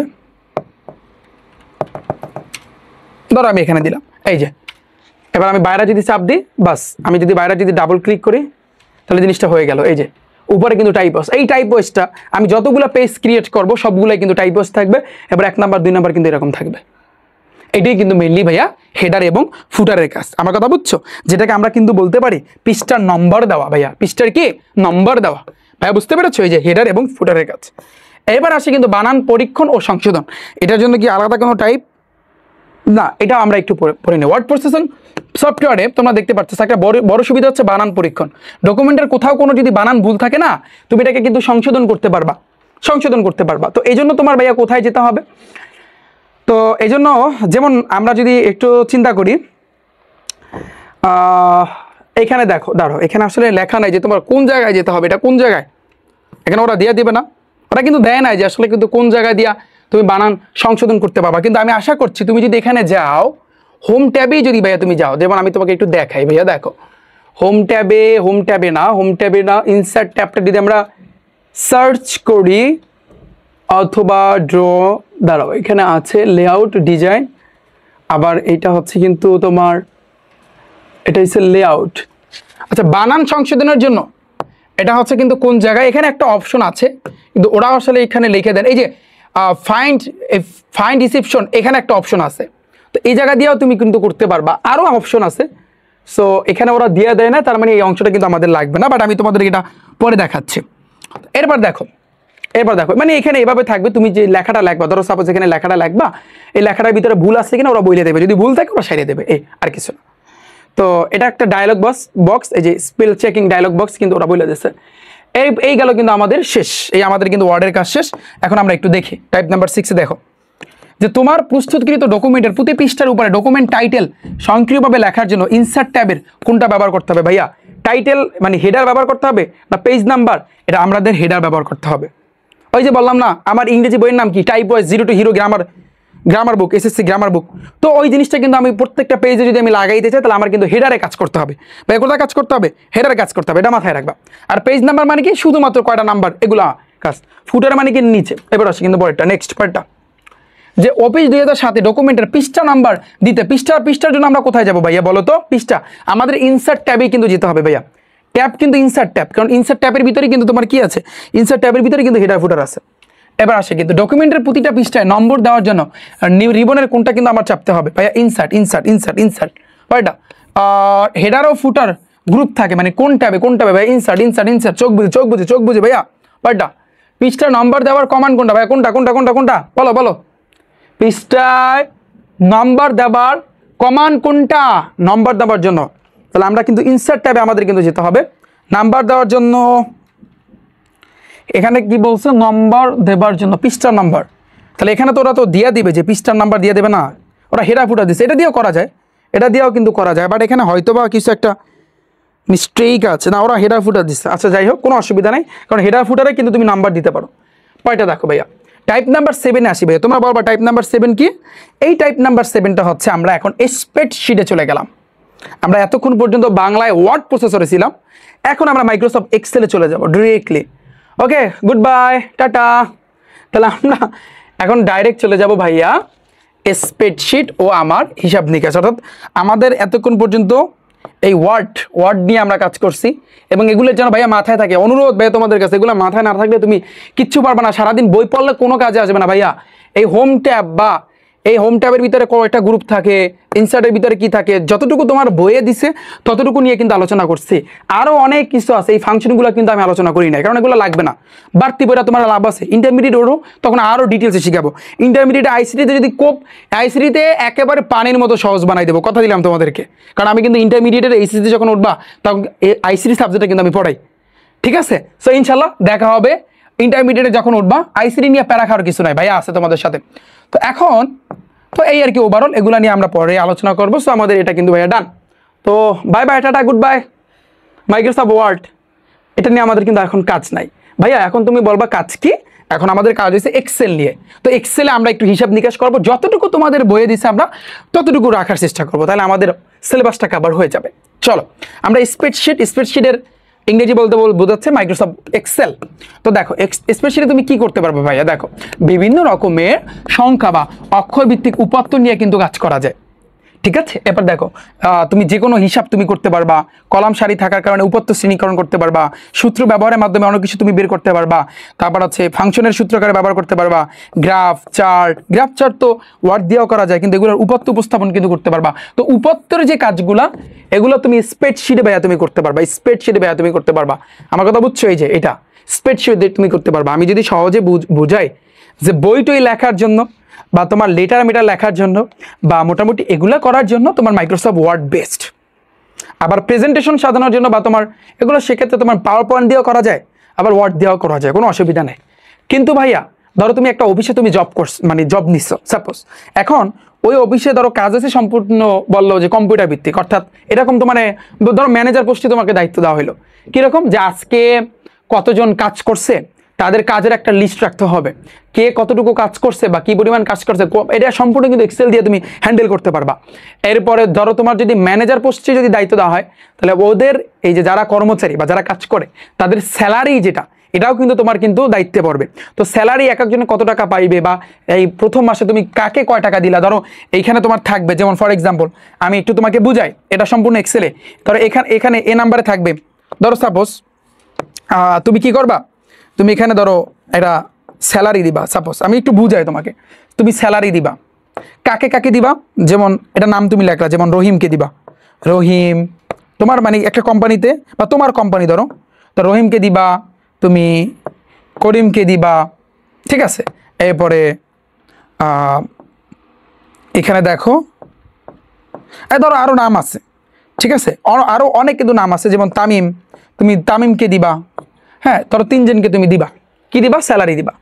এবং স্যালারিটা বিশেষ করে এখানে স্যালারি, ধরো এখানে তুমি স্যালারি দিবা, ঠিক আছে? ধরো তুমি স্যালারি এখানে লেখলা কি তোমার সুবিধার্থে, তুমি যেন বের করতে পারো সহজে, তুমি এখানে ধরো স্যালারির একটা ডেট লেখলা, ডেট মানে তারিখ, বিষয়টা বুঝছো ভাইয়া? তো এখন তুমি চিন্তা করো, তো এটাকে আমাদের আর একটু বড় করলে আর একটু জিনিসটা ভালো হয়। তো যাই হোক, এবার এই স্যালারির ডেট ধরো 2 বা আমি একটু লিখি, ধরো 2 তারিখ বা 1 তারিখ, মাসের 1 তারিখে বেতন দিবা। তো মাসের 1 তারিখে যদি তুমি বেতন দাও, তুমি এখানে তারিখটা লিখে রাখবা যে 1/5/2000 কত, ধরো 2025। তো এই তারিখে রহিমকে তুমি যেই বেতনটা দিছো, কয় টাকা দিছো? ধরো 2000 টাকা, ওরে দিছো ধরো 3000 টাকা, ওরে দিছো ধরো 5000 টাকা। এই লিস্টটা তোমার রাখতে হবে। পরের মাসে কয় টাকা দিছো, পরের মাসে কয় টাকা দিছো, এরপরে তোমার কাছ থেকে একটা কিন্তু তুমি একটা বছরে কিন্তু তুমি একটা লিস্ট পেয়ে যাবে যে না তোমার বছরে রহিমকে তুমি টোটাল কত হাজার দিছো, করিমকে দিছো কত, তামিমকে দিছো কত। এই কাজগুলা কিন্তু সম্পূর্ণ তোমার এই মাইক্রোসফট এক্সেল দিয়ে কিন্তু করা হয়। আমি বুঝাইতে পারছি ভাইয়া যে স্প্রেডশিটের আসলে কাজটা কি? ক্লিয়ার ভাইয়া? আচ্ছা, এই জন্য ব্যাংকে দেখবা, ব্যাংকে যারা জব টপ করে তো তারা কিন্তু এই কাজগুলো কিন্তু করে থাকে। সব এখন অফিসিয়াল যত কাজ আছে মোটামুটি, তোমার যদি ভাইয়া এই ওয়ার্ড বা এক্সেল বা পাওয়ার পয়েন্ট এগুলো সম্পর্কে যদি তোমার আইডিয়া না থাকে ভাইয়া, তোমার কিন্তু ভ্যালু নাই। বিশ্বাস করো তোমার কিন্তু ভ্যালু নাই। এটা আমি তোমাদেরকে আগে থেকেই পরামর্শ দিলাম যে ক্লাস 9-10 থেকে যেভাবে হোক তুমি যদি কম্পিউটারটা কোনোভাবে আয়ত্ত করতে পারো ভাইয়া, তুমি তোমার জন্য লাইফে অনেকটা সেক্টর তখন বের হয়ে যাবে, তুমি বিভিন্ন দিকে যাইতে পারবা। তুমি ফ্রিল্যান্সিং সেক্টরে ঢুকতে পারবা, ফ্রিল্যান্সিংয়ের ভিতরে অনেকগুলো সেক্টর আছে। তুমি ইচ্ছা করলে একজন অ্যাপ ডেভেলপার হইতে পারবা। অ্যাপ ডেভেলপারে খাওয়া প্রচুর ভাই, যত দিন যাচ্ছে তুমি তোমার ফোনে দেখো এই অ্যাপগুলো কিন্তু কারো না কারো তৈরি করা লাগছে, তারা কিন্তু কোটি কোটি টাকার মালিক। তুমি কিন্তু ওয়েবসাইটে কিন্তু কথাই নাই, এখন ওয়েবসাইটে কিন্তু খাওয়া আরও বেশি। এবার তোমার হচ্ছে গ্রাফিক্স ডিজাইন, তুমি আশেপাশে তাকাও, বইয়ে কিন্তু একটা গ্রাফিক্স আছে, এই যে এইটা তাকাও গ্রাফিক্স, তুমি আশেপাশে যেদিকে তাকাও, তুমি এই ফ্যানের দিকে তাকাও, তোমার রুমের দিকে তাকাও, যে গ্রাফিক্স ছাড়া তুমি তোমার রুম কি আছে কোথাও? তো গ্রাফিক্স ডিজাইন তো প্রফেশনাল লেভেলে যদি হইতে পারো তাহলে তোমরা কিন্তু সেই লেভেলে কিন্তু একটা স্যালারি পাবা, তোমাদের কিন্তু লাখ লাখ টাকা তখন ইনকাম, যদি সেরকম প্রফেশনালভাবে তোমরা হইতে পারো। ঠিক আছে, এই জন্য পরিশ্রম করতে হবে অনেক। কিন্তু আমি যেটা বলবো, একজন শিক্ষার্থী, তুমি বলবো ভাই আমি অনেক গরিব, আমি এই কম্পিউটার কেনার সামর্থ্য নাই। ঠিক আছে, তোমার কেনার সামর্থ্য নাই, তুমি যেভাবে হোক একটা জায়গায় ভর্তি হয়, যেভাবে হোক 2-1 মাসের ভিতরে কম্পিউটারে অন্ততপক্ষে Excel, power point and then ওয়ার্ডের এই কাজগুলো, এই ছোট্ট ছোট্ট কাজগুলো তুমি একটু শিখো, তোমার টাইপিংয়ের স্পিডটা একটু বাড়াও, কারণ এগুলো বর্তমানে সবচেয়ে বেশি টানে ভাইয়া, বাস্তব কথা, এগুলো বেশি টানে। মানে তোমার যদি এই অভিজ্ঞতা থাকে না, তুমি 10-এর পর তোমার যদি ফ্যামিলিগত ব্যাকগ্রাউন্ড মানে যদি খারাপ থাকে, বা ফ্যামিলিতে যদি ধরো পড়ালেখার সাপোর্ট দেওয়ার মতো যদি কোনো পার্সন নাও থাকে, তুমি কিন্তু ইচ্ছা করলে ঘরে বসে বা পরবর্তীতে কিন্তু একটা কিছু করে তুমি কিন্তু তোমার পড়ালেখা কিন্তু খরচ চালাইতে পারবা। আমার কথা বুঝছো? অনেক ওয়ে আছে। এই জন্য রিফাত ভাইয়া যে পরামর্শটা দেয়, এটা আসলে কিন্তু মনে করিও না যে আসলে ভুলভাল পরামর্শ দিচ্ছে। তুমি যত সামনে যাবা ততই তুমি বুঝতে পারবা যে তুমি তখন মনে মনে চিন্তা করবা, হায় কম্পিউটারের কাজটা না শিখে কতটা ভুল করলাম। এটা তুমি তখন মনে মনে তুমি ভাববা, বা তখন তুমি এই আফসোসটা কিন্তু তোমার ভিতরে জাগবে। তো কম্পিউটারের কাজ, এই ছোট ছোট কাজ, ওয়ার্ডের কাজ, এক্সেলের কাজ, ফটোশপের যে কাজ আছে, যেমন তোমাদের বইয়ে, এই যে তোমাদের বইয়ে এগুলো দিছে কেন, ফটোশপের কিন্তু কাজ আছে, এগুলো কিন্তু আমি তোমাদের শিখাই দেবো, যতটুকু তোমাদের সিলেবাস আছে ইনশাল্লাহ শিখাই দেবো। তো এই ফটোশপের কিন্তু কাজও আছে। কেন দিছে? কারণ এই দক্ষতাগুলো তোমার এখন থেকেই অর্জন করতে হবে, তাহলে আমি বলবো তুমি একজন প্রকৃত শিক্ষার্থী। ঠিক আছে, তো এটা আমি তোমাদেরকে অনুরোধ রাখবো, কারণ আমি চাই, শোনো, আমি চাই আমার প্রত্যেকটা স্টুডেন্ট যেন সফলতা অর্জন করতে পারে। আমার এটা শুধু আমি সফল হইলাম এটা না, আমার প্রত্যেক শিক্ষার্থী যেন সফল হইতে পারে। এই জন্য আমি কিন্তু এই পরামর্শগুলো দিয়ে থাকি, এগুলো কিন্তু সামনে কাজে লাগবে, মনে রাখো। তাই হোপ তোমাদের বিষয়টা ক্লিয়ার। তো অনেক কথা বললাম, দেখো তো আমরা স্প্রেডশিটের ব্যবহারের ক্ষেত্রে আমরা কি করবো ভাইয়া, আমরা মেইনলি কিন্তু কিসের জন্য, যেমন তুমি শিক্ষা ক্ষেত্রে ফলাফল বের করতে পারবা। যে ধরো তোমাকে একটা কাজ দিল, নিয়োগ দেওয়া হইলো, যে ধরো একটা স্কুলের বা একটা শিক্ষা প্রতিষ্ঠানের কম্পিউটার পোস্টে, তো তোমার কাজ হইবে কি ওখানে কাজ হইবে যে তোমার ফলাফল, যে ক্লাস 9, ক্লাস 1 থেকে শুরু করে ক্লাস 10 পর্যন্ত যদি থাকে, তো তাদের কিন্তু প্রত্যেকটা শ্রেণীর ফলাফল তোমার কিন্তু নিজের কিন্তু টাইপিং করে কেটা কত পাইছে, কেটা কত নাম্বার পাইছে, বাংলা কত পাইছে, তো এগুলো কিন্তু তুমি তৈরি করবা। আবার তুমি একটা এমন জায়গায় জব নিলা, সেখানে তোমার আয় ব্যয়ের হিসাবটা কিন্তু রাখা লাগতেছে, বিশেষ করে ব্যাংকের ক্ষেত্রে বেশি হয়। বাজেট তৈরিতে কিন্তু তোমার এই এক্সেল লাগবে। তারপর হচ্ছে কিন্তু কর্মচারীদের বেতন সংক্রান্ত এক্সেল তোমার লাগবে, এয়ারলাইন্সের রিজার্ভেশনের এক্সেল লাগবে, আয়কর হিসাব বিশ্লেষণের ক্ষেত্রে কিন্তু তোমার এক্সেল কিন্তু লাগবে, নির্বাচনে ভোট গণনার ক্ষেত্রে যারা কিন্তু ভোট নিয়ে থাকে এক্ষেত্রে কিন্তু এই এক্সেল লাগে। তারপর খেলোয়াড়দের প্রদর্শিত ক্রিয়া কৌশল কিন্তু মূল্যায়নে, তো এক্ষেত্রে কিন্তু এই এক্সেল কিন্তু তোমার লাগবে। তো এইগুলা, তো এখন আমরা যতটুকু তোমাদের বই দিচ্ছে, তুমি কিভাবে ভাইয়া দেখো গুণ করবা, তুমি কিভাবে গুণ করবা, কিভাবে ভাগ করবা, এবং কিভাবে কিন্তু ভাইয়া তুমি এই যে কি বলে, তুমি কিভাবে শতকরা যে হিসাবটা তুমি কিভাবে করবা, এটা তোমাদের কিন্তু বইয়ে দেওয়া আছে।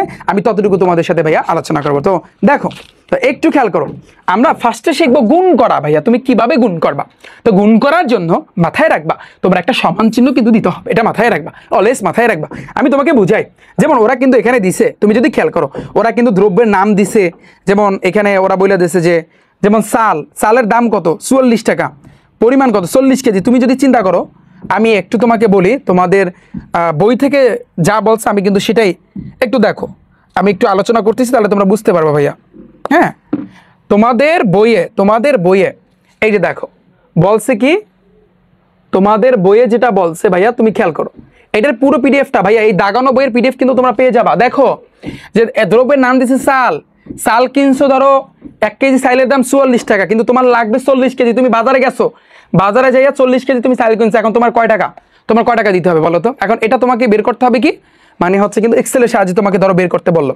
তাহলে তুমি কি করবা ভাইয়া, তুমি চিন্তা করো, ধরো আমি এই অংশটা থাকুক, আমি একটু নিচের দিকে যাই, কোনো অসুবিধা নাই। ধরো তুমি এখানে তুমি চাল কিনলা, চালের দাম ধরো হচ্ছে কিন্তু কেজিতে হয়েছে তোমার 44 টাকা, বুঝছো? এই যে 44 টাকা। আর তোমার হচ্ছে 1 কেজি মানে পরিমাণ তুমি কয় কেজি কিনবা, ধরো তুমি টোটাল 40 কেজি তুমি কিনলা। এখন তুমি বলো তো তুমি হিসাবটা কিভাবে করবা? তুমি এই নাম্বারে বসাইতে পারতে, কোনো সমস্যা নাই। তো ভাইয়া এটাকে তোমার এই 44-এর সাথে 40 তোমার গুণ দিতে হবে। তুমি কিভাবে গুণ করবা যদি আসে? এমসিকিউতে আসবে, দেখবা তুমি আগে একটা সমান সমান দিবা, ঠিক আছে? এখন দেখো এই 44টা কত নম্বরে ভাইয়া? বিতে। তার মানে আগে তুমি বি দিবা, বড় হাতের বি দিছো। শুধু বি না, এটা কত নাম্বার আছে ভাইয়া? এই সিরিয়ালে দেখো 10-এ আছে, 10 এই বিটা কিন্তু 10-এ আছে, তাহলে বি10 মানে বি10। এবার গুণের একটা চিহ্ন আছে, তুমি দেখো এখানে একটা স্টারের মতো একটা চিহ্ন আছে, বি10। আবার এই 40 আছে কিন্তু তোমার সিতে, তাহলে বড় হাতের সি। আর এই সিটা কত নাম্বার আছে? 10-এ আছে, এই যে 10 দিবা। ওকে দিছো। এবার তুমি একটা ইন্টারে চাপ দিবা, দেখো 1760, এইখানে 1760 হয়েছে।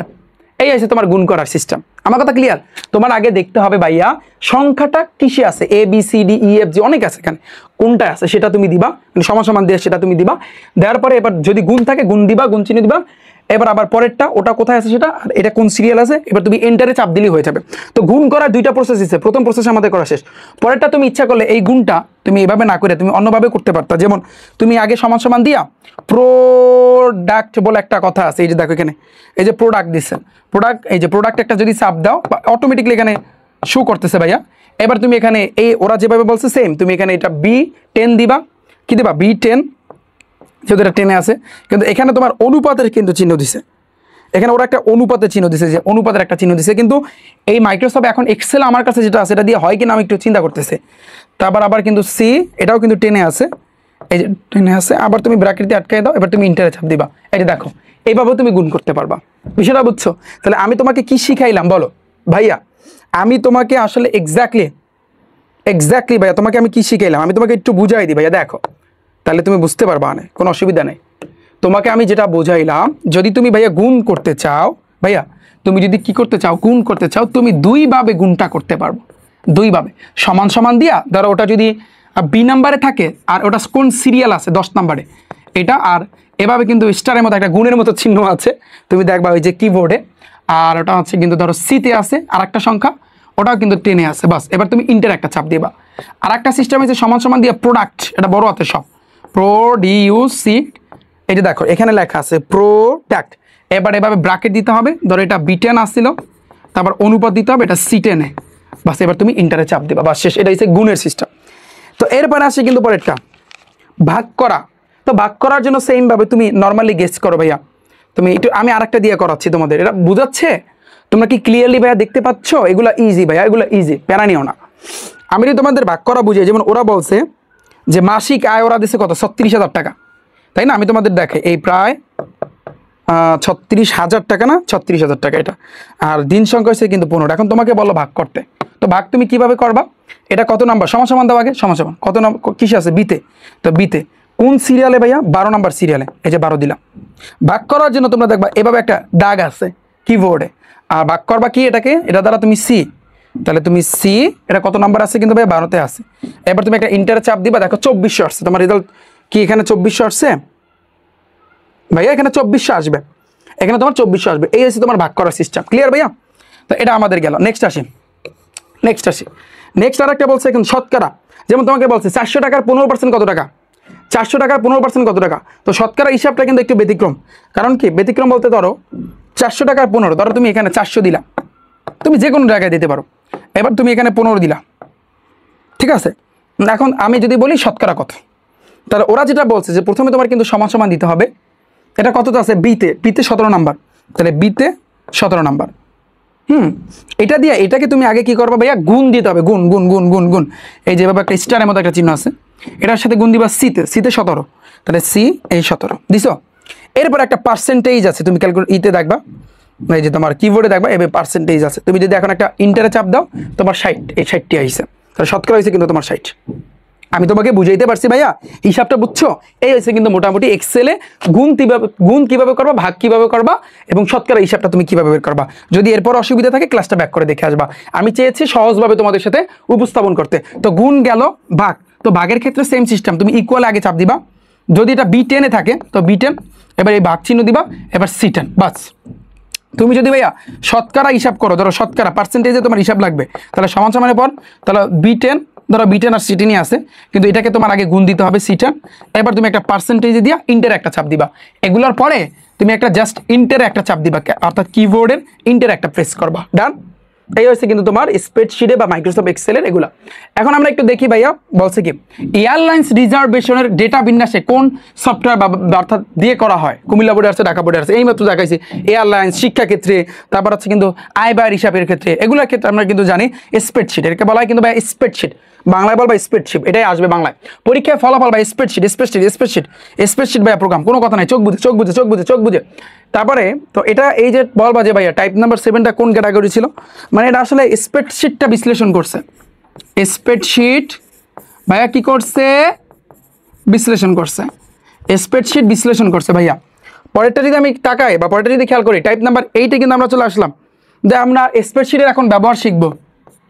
ভাই কি করব, স্প্রেডশিটের আমরা ব্যবহার শিখব, ব্যবহার ভাইয়া শিখবো। দেখো স্প্রেডশিট প্রোগ্রামে উপাত্তগুলো কোথায় রাখা হয় বলো, ফাইলে, রেঞ্জে, এটা একটু তোমাদের পড়তে হবে। এটা মেনলি কিন্তু কোন জায়গাতে রাখা হয় আচ্ছা, উপাত্তগুলো আমরা ব্যবহারের কৌশল, হ্যাঁ এটা কিন্তু সেলে রাখা হয় ভাইয়া, সেলে সেলে সেলে। কোথায় রাখা হয়, সেলে। যেমন এই অংশটা পড়ার জন্য তোমার একটু ভাইয়া রিডিং পড়তে হবে। আমি তো রিডিংটা তোমাদেরকে দেখাই নাই ভাই, সমান দিয়ে রাখছি আমি এই গুণ করার জন্য। এটা এটা এটা একটু খেয়াল করবা, গুণ করার জন্য আমি একটা ওয়ে বলে দিচ্ছি, এই একটা ওয়ে। আর আমি তো পিডিএফে তো দিয়েই দিব এগুলো। আর একটা হচ্ছে প্রোডাক্টের মাধ্যমে তুমি জিনিসটা কিন্তু কি করতে পারবা, অনুপাত দিয়ে কিন্তু তুমি কি করতে পারবা, গুণ করতে পারবা। ডান, এটা আমাদের ডান, একেবারে প্র্যাকটিক্যালি দেখাইছি না। ভাগ করার জন্য ভাইয়া তুমি এই সমান সমান দিয়ে কি করবা, এই চিহ্ন তুমি দিবা, বাস শেষ, খেল খতম। পরেরটা আসে কিন্তু ভাইয়া, পরেরটা কি ভাইয়া, পার্সেন্টেজ। পার্সেন্টেজের জন্য তোমার হিসাবটা কিন্তু এটা হবে, ইকুয়াল দিয়ে এই জিনিসটা চিন্তা করতে হবে। আচ্ছা দেখি আমাদের কোনো ম্যাথমেটিক্স দিছে কিনা আমরা দেখি, এটা একটু মুখস্থ রাখবা। পরেরটা আসি, স্পেশালি B1 কি নির্দেশ করে বলো তো, B1 B1 এটা কি নির্দেশ করে বলো, কে কে বলতে পারবা, হাত তুলো। B1টা কি নির্দেশ করে? এখন V1 দ্বারা এটা বোঝায় ভাইয়া একটা সেল, একটা শেল।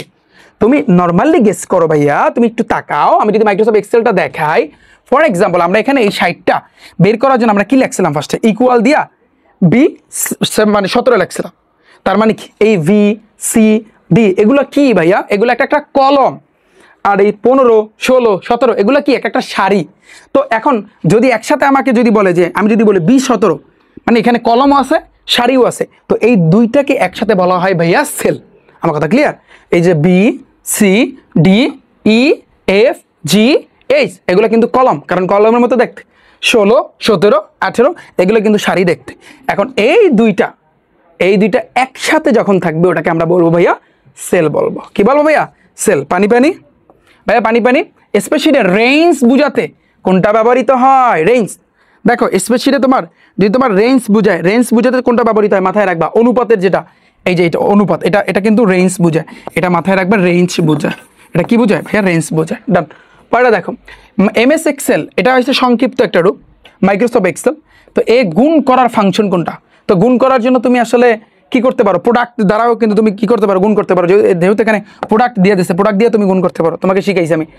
MS এক্সেল 2000 সাথে গুণ করার ক্ষেত্রে নিচের কোন ফাংশনটা ব্যবহৃত হয়, তো গুণ করার জন্য প্রোডাক্ট ইউজ করবা, প্রোডাক্ট নাহলে একটা স্টারের মতো আছে ওটা। স্পেশালি গুণ করার সময় কোন চিহ্ন ব্যবহার করা হয় ভাইয়া, এই যে এই চিহ্ন, প্রোডাক্ট নাইলে এই চিহ্ন। ডান। বাটটা যে গুণ করার ক্ষেত্রে A1 শেলকে B1 শেল দিয়ে গুণ করার জন্য ভাইয়া ফলাফল শেলে কি করতে হবে ভাইয়া, তোমার একটা সমান সমান দিতে হবে। তো সমান সমান দিতে হবে কি, A1 এভাবে দিতে হবে, এবার দিতে হবে তোমার B1, নাইলে তুমি তোমার সমান সমান দিয়ে প্রোডাক্ট দিতে হবে।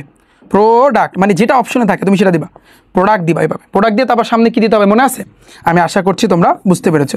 যেহেতু এখানে আছে এইটা, তার মানে ঘ নাম্বার আমাদের অ্যান্সার হবে। পরেরটা দেখো ভাইয়া, পরেরটা দেখো যে স্প্রেডশিটে গুণ করার সূত্র কোনটা, সূত্র হচ্ছে এইটা, স্টারের মতো ভাইয়া। এই গুণ জীবনেও হবে না, বুঝছো তুমি? C2 সেলে ক্ষেত্রফল নির্ণয় করার জন্য কোন সূত্র বা ফাংশন ব্যবহার করতে হবে? ক্ষেত্রফল মানে কি, দৈর্ঘ্য গুণ প্রস্থ। দেখো দৈর্ঘ্যের সাথে গুণ প্রস্থ করলে কি হয়, মানে দৈর্ঘ্যের সাথে প্রস্থ গুণ করলে আমরা কিন্তু ভাইয়া ক্ষেত্রফল পাবো।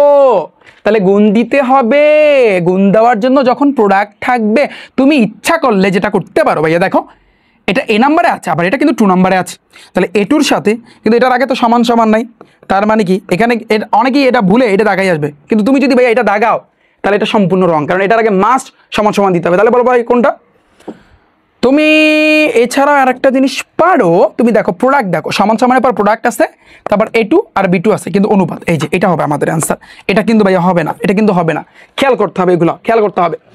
A1 সেলকে B1 সেল দিয়ে ভাগ করার জন্য ভাইয়া তুমি কি করবা, মানে A1 কে এই চিহ্ন, এই তো B1, তার মানে এই চিহ্ন কিন্তু তোমার ইউজ করতে হবে। শেষ। পরেরটা, স্প্রেডশিটের সূত্র ফাংশন ব্যবহার করার ক্ষেত্রে প্রথমে কোন চিহ্ন ব্যবহার করা, ভাইয়া সমান, আগেই কিন্তু সমান দিতে হবে, প্রত্যেকটা সমান দিতে হবে। এটা ফর্মুলার কিন্তু ফাংশন কোনটা বলো তো, এটা কিন্তু এই যে প্রত্যেকটাকে তুমি যোগ করছো, যোগেরটা কিন্তু এখানে দেখায় না, যোগের জন্য কিন্তু ইউজ করা হয় সাম। কোনটা ইউজ করতে হবে ভাইয়া, সাম ইউজ করতে হবে যোগের জন্য। এটা একটু ভাইয়া মুখস্থ রাখবা যে যোগের জন্য তুমি কি ইউজ করবা ভাইয়া, সাম ইউজ করবা। তবে তবে ভাইয়া যোগের ক্ষেত্রে যে তুমি সাম ইউজ করবা, যোগের জন্য যে তুমি সাম ইউজ করবা, তবে একটু কথা আছে, এটা যে সমান সমান তো আগে দিতে হবে। এবার দেখো ফার্স্ট আসছে তোমার B1 অনুপাত দিবা কি B1 B2 B3 B4, এই চারটা কিন্তু এক সিরিয়ালে আছে। এক সিরিয়ালে থাকলে এতগুলো না লেখে B1 অনুপাত B2 অনুপাত, তো একসাথে তুমি B1 এর সাথে B4 দিয়ে দিতে পারো, এই যে B4। আর এবার C5 এটা কিন্তু নিচে আছে, এই জন্য আমি কমা দিয়ে C5 লিখে দিব, এই এসে সিস্টেম। আমার কথা বোঝো না? এই যে B1 B2 B3 এগুলা কিন্তু একটা সিরিয়ালে কিন্তু ভাইয়া থাকে। আমার কথা বুঝছো? যেমন আমি তোমাকে একটু বুঝাইতে পারি না মনে হয়, এক সিরিয়াল বলতে আমি একটু তোমাকে বুঝাই। এই যে দেখো B, তো এটা কিন্তু B1, এটা B2, এটা B3, মানে এক সিরিয়ালে কিন্তু আছে, এক সিরিয়ালে। আবার যদি তোমার C1 এ যায় তখন কিন্তু আর একটা সিরিয়ালে চলে যায়। তো এক সিরিয়ালে থাকলে ধরো প্রথমটা অনুপাত লাস্টেরটা এভাবে দিলেও হয়। তো এই জিনিসটা কিন্তু আমাদের এখানে বুঝাইছে। I hope clear. পরেরটা দেখো ভাইয়া, সপ্তম কলাম এবং পঞ্চম রো এর সেল অ্যাড্রেস কোনটা? তো আমাদের আগে চিন্তা করতে হবে কি, আগে কলাম তারপর রো। তো আমাদের কিন্তু বলছে ভাইয়া সপ্তম কলাম, তাহলে সপ্তম কলাম মানে কি, প্রথম কলাম হইছে A, দ্বিতীয় column B, A B C D E F G, তার মানে আমাদের জি চিন্তা করতে হবে ভাইয়া, জি। আর পঞ্চম রো মানে এদিকেই পাস হবে, তার মানে G5 হবে, G5 হবে ভাইয়া, বা 5G, কোনটা হবে বলো? G5 হবে না 5G হবে বলো? G5 হবে, 5G হবে না, G5 হবে। কারণ আগে তোমার চিন্তা করতে হবে কলম, তারপর ভাইয়া তোমার চিন্তা করতে হবে কিন্তু সারি। ক্লিয়ার ভাইয়া? পরেরটা দেখো, সারি ও কলমের সমন্বয় কি তৈরি হয় ভাই? একটা শেল হয়, শেল হয় ভাইয়া, শেল। ক্লিয়ার? আমার কথা ক্লিয়ার ভাইয়া? পরেরটা দেখো, স্প্রেডশিটে এই যে A12 সেলকে B13 সেল দিয়ে ভাগ করলে তাহলে তুমি কিভাবে ভাগ করতে পারো? সমান সমান A12 কে ভাগ দিবা তোমার B13, তাহলে তোমার কোনটা হবে? সমান সমান। এই যে আমাদের অ্যান্সার চলে আসছে। স্পেশালি ভাগ চিহ্ন কিন্তু কোনটা? এইটা। পরেরটা দেখো ভাইয়া, A2 হয়েছে ক্রয় মূল্য, B2 হয়েছে 20%, লাভ হয়েছে এত, C2 বিক্রয় মূল্য, তাহলে C2 নির্ণয় কিন্তু সূত্র কোনটা ভাইয়া? এক্ষেত্রে একটু কথা আছে, তোমরা বলবা ভাইয়া পার্সেন্টেজের ক্ষেত্রে তোমার আপনি তো করাইছেন যে আমরা এই A2-র সাথে স্টার দিয়া তারপর আমরা B2 করব, তারপর আমরা সাপোজ এবার বলছেন যে পার্সেন্টেজে চাপ দিতে। দেখো তোমাদের বইয়ে আর একটা জিনিস আছে, এগুলোর সাথে সাথে আর একটা জিনিস আছে। ধরো এইভাবে যদি থাকে, ধরো ক্রয় মূল্য বিক্রয় মূল্য, ওগুলার যদি কথা বলে তখন আর একটা ফর্মুলা তোমার টানতে হবে। দেখো এগুলো কঠিন কিচ্ছু না, আর একটা জিনিস তোমাদের বইয়ে আছে যে শতকরার ক্ষেত্রে আরও একটা জিনিস আছে। ধরো সাপোজ B10, হ্যাঁ B10 আছে, ধরো C10 আছে, যেমন তোমাদের বইই আছে। আমি তোমাদেরকে বা A3 B3 সমান সমান A3 যে B3 আছে, তো এটাকে তুমি স্টার দিবা, এবার পার্সেন্টেজ দিবা, তার সাথে তুমি আবার A3 যোগ করে দিবা, অর্থাৎ এটা আবার এটা লাস্টে কিন্তু যোগ হয়ে যাবে। তো এই জিনিসটাও আছে, এটা একটু তোমাদেরকে আমি দেখাতে চাই, তোমরা খেয়াল করো তাহলে বুঝতে পারবা, না কোনো অসুবিধা নাই। দেখো এইখানে আমি যদি বলি, তুমি দেখো এই যে এটা কিন্তু আমাদেরকে বলছে কি, আমাদের কিন্তু বের করতে হবে। কিভাবে বের করতে পারি আমরা? তুমি যেভাবে ইচ্ছা করতে পারো, যেমন ক্রয় মূল্য আর লাভ কিন্তু এইটা, আর এইটাই কিন্তু তোমার বিক্রয় মূল্য, বিষয়টা বুঝছো? এবং C2 নির্ণয়ের সূত্র কোনটি? C2 মানে তোমাকে C2 বের করতে হবে। তো C2 যদি আমরা বের করতে চাই ভাইয়া, তুমি চিন্তা করো, C2 যদি আমরা বের করতে চাই তাহলে মানে আমাদের কি করতে হবে ভাইয়া? A2 আর B2 আমরা অন্য ওইভাবে যদি চিন্তা করি সমান সমান A2 B2 হয় না, এইটা আমাদের আনসার হইতে পারে, এটা আমাদের কিন্তু ভাই আনসার হইতে পারে। সমান সমান কি, এই A2 লাগে তুমি A2 যোগ করবা এবং এটাকে তুমি স্টার দিয়া B2 দিবা। এটা আপাতত রাইখা দাও, এটা আমি তোমাদেরকে পরবর্তী একটা সময় কিন্তু দেখাবো, কারণ এই ক্রয় মূল্য বিক্রয় মূল্যের ক্ষেত্রে একটু পেয়াস আছে, বুঝতে পারছো? এটা অনেকে আসলে কিন্তু বুঝে না। A2 সেলে ক্রয় মূল্য এবং B2 সেলে শতকরা লাভের হার দেওয়া থাকলে ফলাফল সেলে মোট নির্ণয় করার জন্য এটা তুমি কি ইউজ করবা? তো মাথায় রাখবা ক্রয় মূল্য যদি থাকে তাহলে সেক্ষেত্রে মাথায় রাখবা তোমার কিন্তু স্টারের মতো একটা অংশ দিতে হবে, অর্থাৎ এটার সাথে B2। তারপর শতকরা যদি থাকে লাস্টে পার্সেন্টেজ, খেলা শেষ। আমি বুঝাইতে মনে হয় পারি না, আমি বুঝাইতে পারছি বলো? আমি বুঝাইতে পারছি তোমাদের? ক্রয় মূল্য যদি থাকে ভাই, শোনো, ক্রয় মূল্য যদি থাকে, ক্রয় মূল্য স্টার, শতকরা থাকলে পার্সেন্টেজ শেষ। তাহলে বলবা আগেরটায় কি করছেন? আগেরটায় ক্রয় মূল্য ছিল, বিক্রয় মূল্যও কিন্তু আছে, এই জন্য কিন্তু এখানে কোথাও পার্সেন্টেজ হয় না। তো ক্রয় মূল্য থাকলে তোমার স্টার, কিন্তু এই যোগটা তোমার করতে হবে। এবার আসি নেক্সট ওয়ার্ড, এই টাইপ নাম্বার 8-এ আমরা এখন বহুপদী দেখবো যে ওয়ার্ড 2007 অফিস বাটনে কী কী থাকে তুমি জানো, এগুলো তোমরা পারবা, এগুলো প্রত্যেকটাই তোমরা পারবা। আমি সলিউশনটা তোমাদের এখানে দিয়ে দেবো, এখানে বহুপদী প্রায় অনেকগুলো আছে, এগুলো তোমরা পড়ে নিবা, যারা পিডিএফ পাবা তোমরা পড়তে পারবা, কারণ এখানে সলিউশন সহকারে একেবারে সুন্দরভাবে দেওয়া থাকবে। এখন আসি ভাইয়া আমরা সংক্ষিপ্ত প্রশ্ন, ভাইয়া তুমি কিভাবে পারবা বা এটা একটু দেখো, যেগুলো দিছি এগুলো তুমি দেখবা কমন পাবা। তবে তার আগে বলে দিই এই পিডিএফটা বা এই বইয়ের যে বই যেটা তোমাদেরকে দিব দাগানো বই, কোথায় ভাইয়া তুমি পাবা? তোমার ফোনের মধ্যে ভাইয়া ক্রোম ব্রাউজার আছে না, আছে কি নাই বলো? ঠান্ডা মাথায় ভাইয়া, ঠান্ডা মাথায় তোমার ফোনের মধ্যে ক্রোম ব্রাউজার আছে, ক্রোম ব্রাউজারে যাবা, এখানে গিয়ে সার্চ দিবা গুগল মামাকে, বাবা মামা রিফাত একাডেমি কই, একবার rifatacademy.com লিখে সার্চ দিলে ফার্স্টের দিকে কিন্তু আমার এই ওয়েবসাইটটা আসবে। তো ওয়েবসাইট যখন আসবে তুমি একটু নিচের দিকে যাবা, নিচের দিকে গেলে যারা আমার এই 13 subject 12 subject science arts commerce ভোকেশনালে ভর্তি হয়েছে তোমরা তো সাথে সাথেই তো পিডিএফ পেয়ে যাবা। এছাড়াও যারা এই যে big surprise science arts commerce vocational এই ফ্রি কোর্সে যারা এনরোল করছে, প্রায় 21,000 স্টুডেন্ট অলরেডি কিন্তু এখন এনরোল করছে। তো এখানে একটা ফেসবুক গ্রুপ আছে, তুমি চাইলে জয়েন করতে পারো। এবার জাস্ট এনরোল নাওতে একটা ক্লিক করবা, তোমার মানে ক্রোম ব্রাউজারে যে জিমেলটা আছে ওইটার উপর একটা প্রেস করবা, প্রেস করলে বাস তোমার কিন্তু এখানে অটোমেটিকলি এটা এনরোল হয়ে যাবে। এবং তুমি খেয়াল করো ভাইয়া, এইখানে তুমি দেখতে পারবা, এই জায়গাতে যাবা সায়েন্স আর্টস কমার্স ভোকেশনাল, এই যে তথ্য যোগাযোগ প্রযুক্তি, এই যে তথ্য যোগাযোগ, এখানে সাইবার মানে কম্পিউটার রক্ষণাবেক্ষণ সাইবার নিরাপত্তা দ্বিতীয় অধ্যায় ক্লাস নিছে না, দ্বিতীয় অধ্যায় ক্লাস এবার হচ্ছে তার 2টা পিডিএফ বইয়ের পিডিএফ আছে, এইখানেই তুমি সেমভাবে আমার এই ক্লাসটা এবং এই বইয়ের পিডিএফ আবার পুরো স্লাইডের পিডিএফ, সংক্ষিপ্ত প্রশ্ন, তারপর এমসিকিউ সব কিছু তুমি এখানে পিডিএফটা পেয়ে যাবা। আমি আশা করছি ভাইয়া তোমরা সবাই বুঝতে পেরেছো। এখন তুমি দেখো, এখন আমি যেহেতু পুরো বইটা তোমাদেরকে কভার করে দিছি, এখন এই যতগুলা তোমার সংক্ষিপ্ত প্রশ্ন আছে এগুলো ভাইয়া তোমরা সবাই পারবা। যে আধুনিক অফিসে ব্যবস্থাপনায় ওয়ার্ড প্রসেসরের অপরিহার্য, তুমি একটু পড়বা, বাংলাটা একবার পড়লে তোমরা এখানে পারবা। মোটামুটি আমার পড়ানো লাগবে না, কারণ আশা করছি এগুলো ইজি আছে, তোমরা এগুলো নিজেরা পড়লেও পারবা, কারণ সম্পূর্ণ লেখা এই যে এখানে লেখা আছে ভাইয়া, একটু ভাইয়া তোমরা পড়বা, হ্যাঁ, এবং লাস্টের টাইপটা একটু ভালো করে পড়ো, তাহলে তোমরা বুঝতে পারবা। তো রিফাত ভাইয়া তোমাদের কিন্তু বিগ সারপ্রাইজ যেটা দিয়েছে তোমরা কিন্তু সবাই কিন্তু জানো।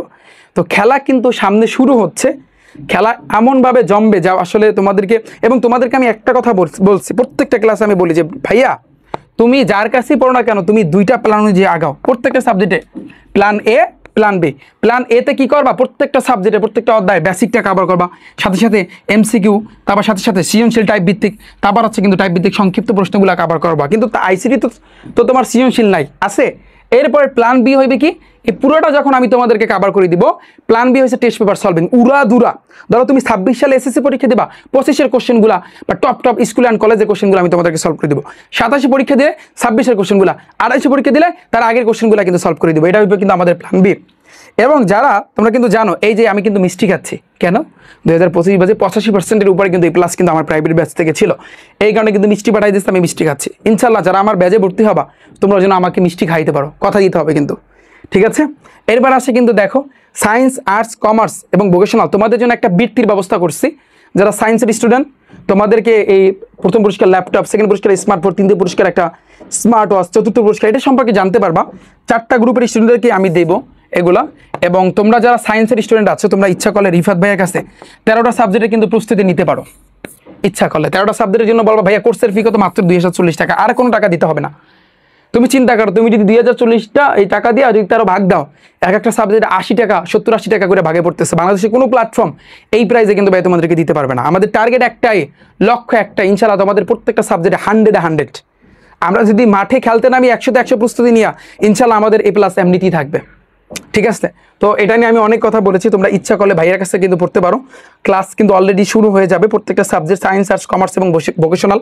তো আমি আশা করছি বুঝছো, এবং সম্পূর্ণ বিষয়টা আরও ক্লিয়ার জানতে হলে তোমাদের ফোনের মধ্যে যে ক্রোম ব্রাউজার আছে ঠান্ডা মাথায়, ওখানে গিয়ে rifatacademy.com লিখে সার্চ দাও, আমার ওয়েবসাইটটা ভিজিট করো, ফ্রি ক্লাস কোর্সে আসো, তাহলে তোমরা ক্লিয়ারলি কিন্তু ভাই বুঝতে পারবা। তো আমি আশা করছি তোমরা বুঝতে পেরেছো। এবং আজকের ক্লাসটা ভাই তোমাদের কাছে কেমন লেগেছে একটু আমাকে জানাও। সবাই লাগবা ভাইয়া পানি পানি কিনা আমাকে একটু জানাও, ফুললি পানি পানি পুরোটা স্লাইড ভাই আমি তোমাদেরকে দিয়ে দেবো, হ্যাঁ, টেনশন করার কিছু নাই। তো এই আর কি ওভারঅল। তাহলে সবাই ভালো থাকবে ভাইয়া, সুস্থ থাকবে, দেখা হচ্ছে কিন্তু তোমাদের সাথে। এক ক্লাসে কিন্তু কমপ্লিট করে দিলাম। যারা আইসিটির 2য় অধ্যায় ক্লাস দেখোনি, আমার ওয়েবসাইটটা ভিজিট করো, ওখানে সুন্দরভাবে তোমরা সাজানো দেখতে পারবা। ওকে ভাইয়া, আল্লাহ হাফেজ।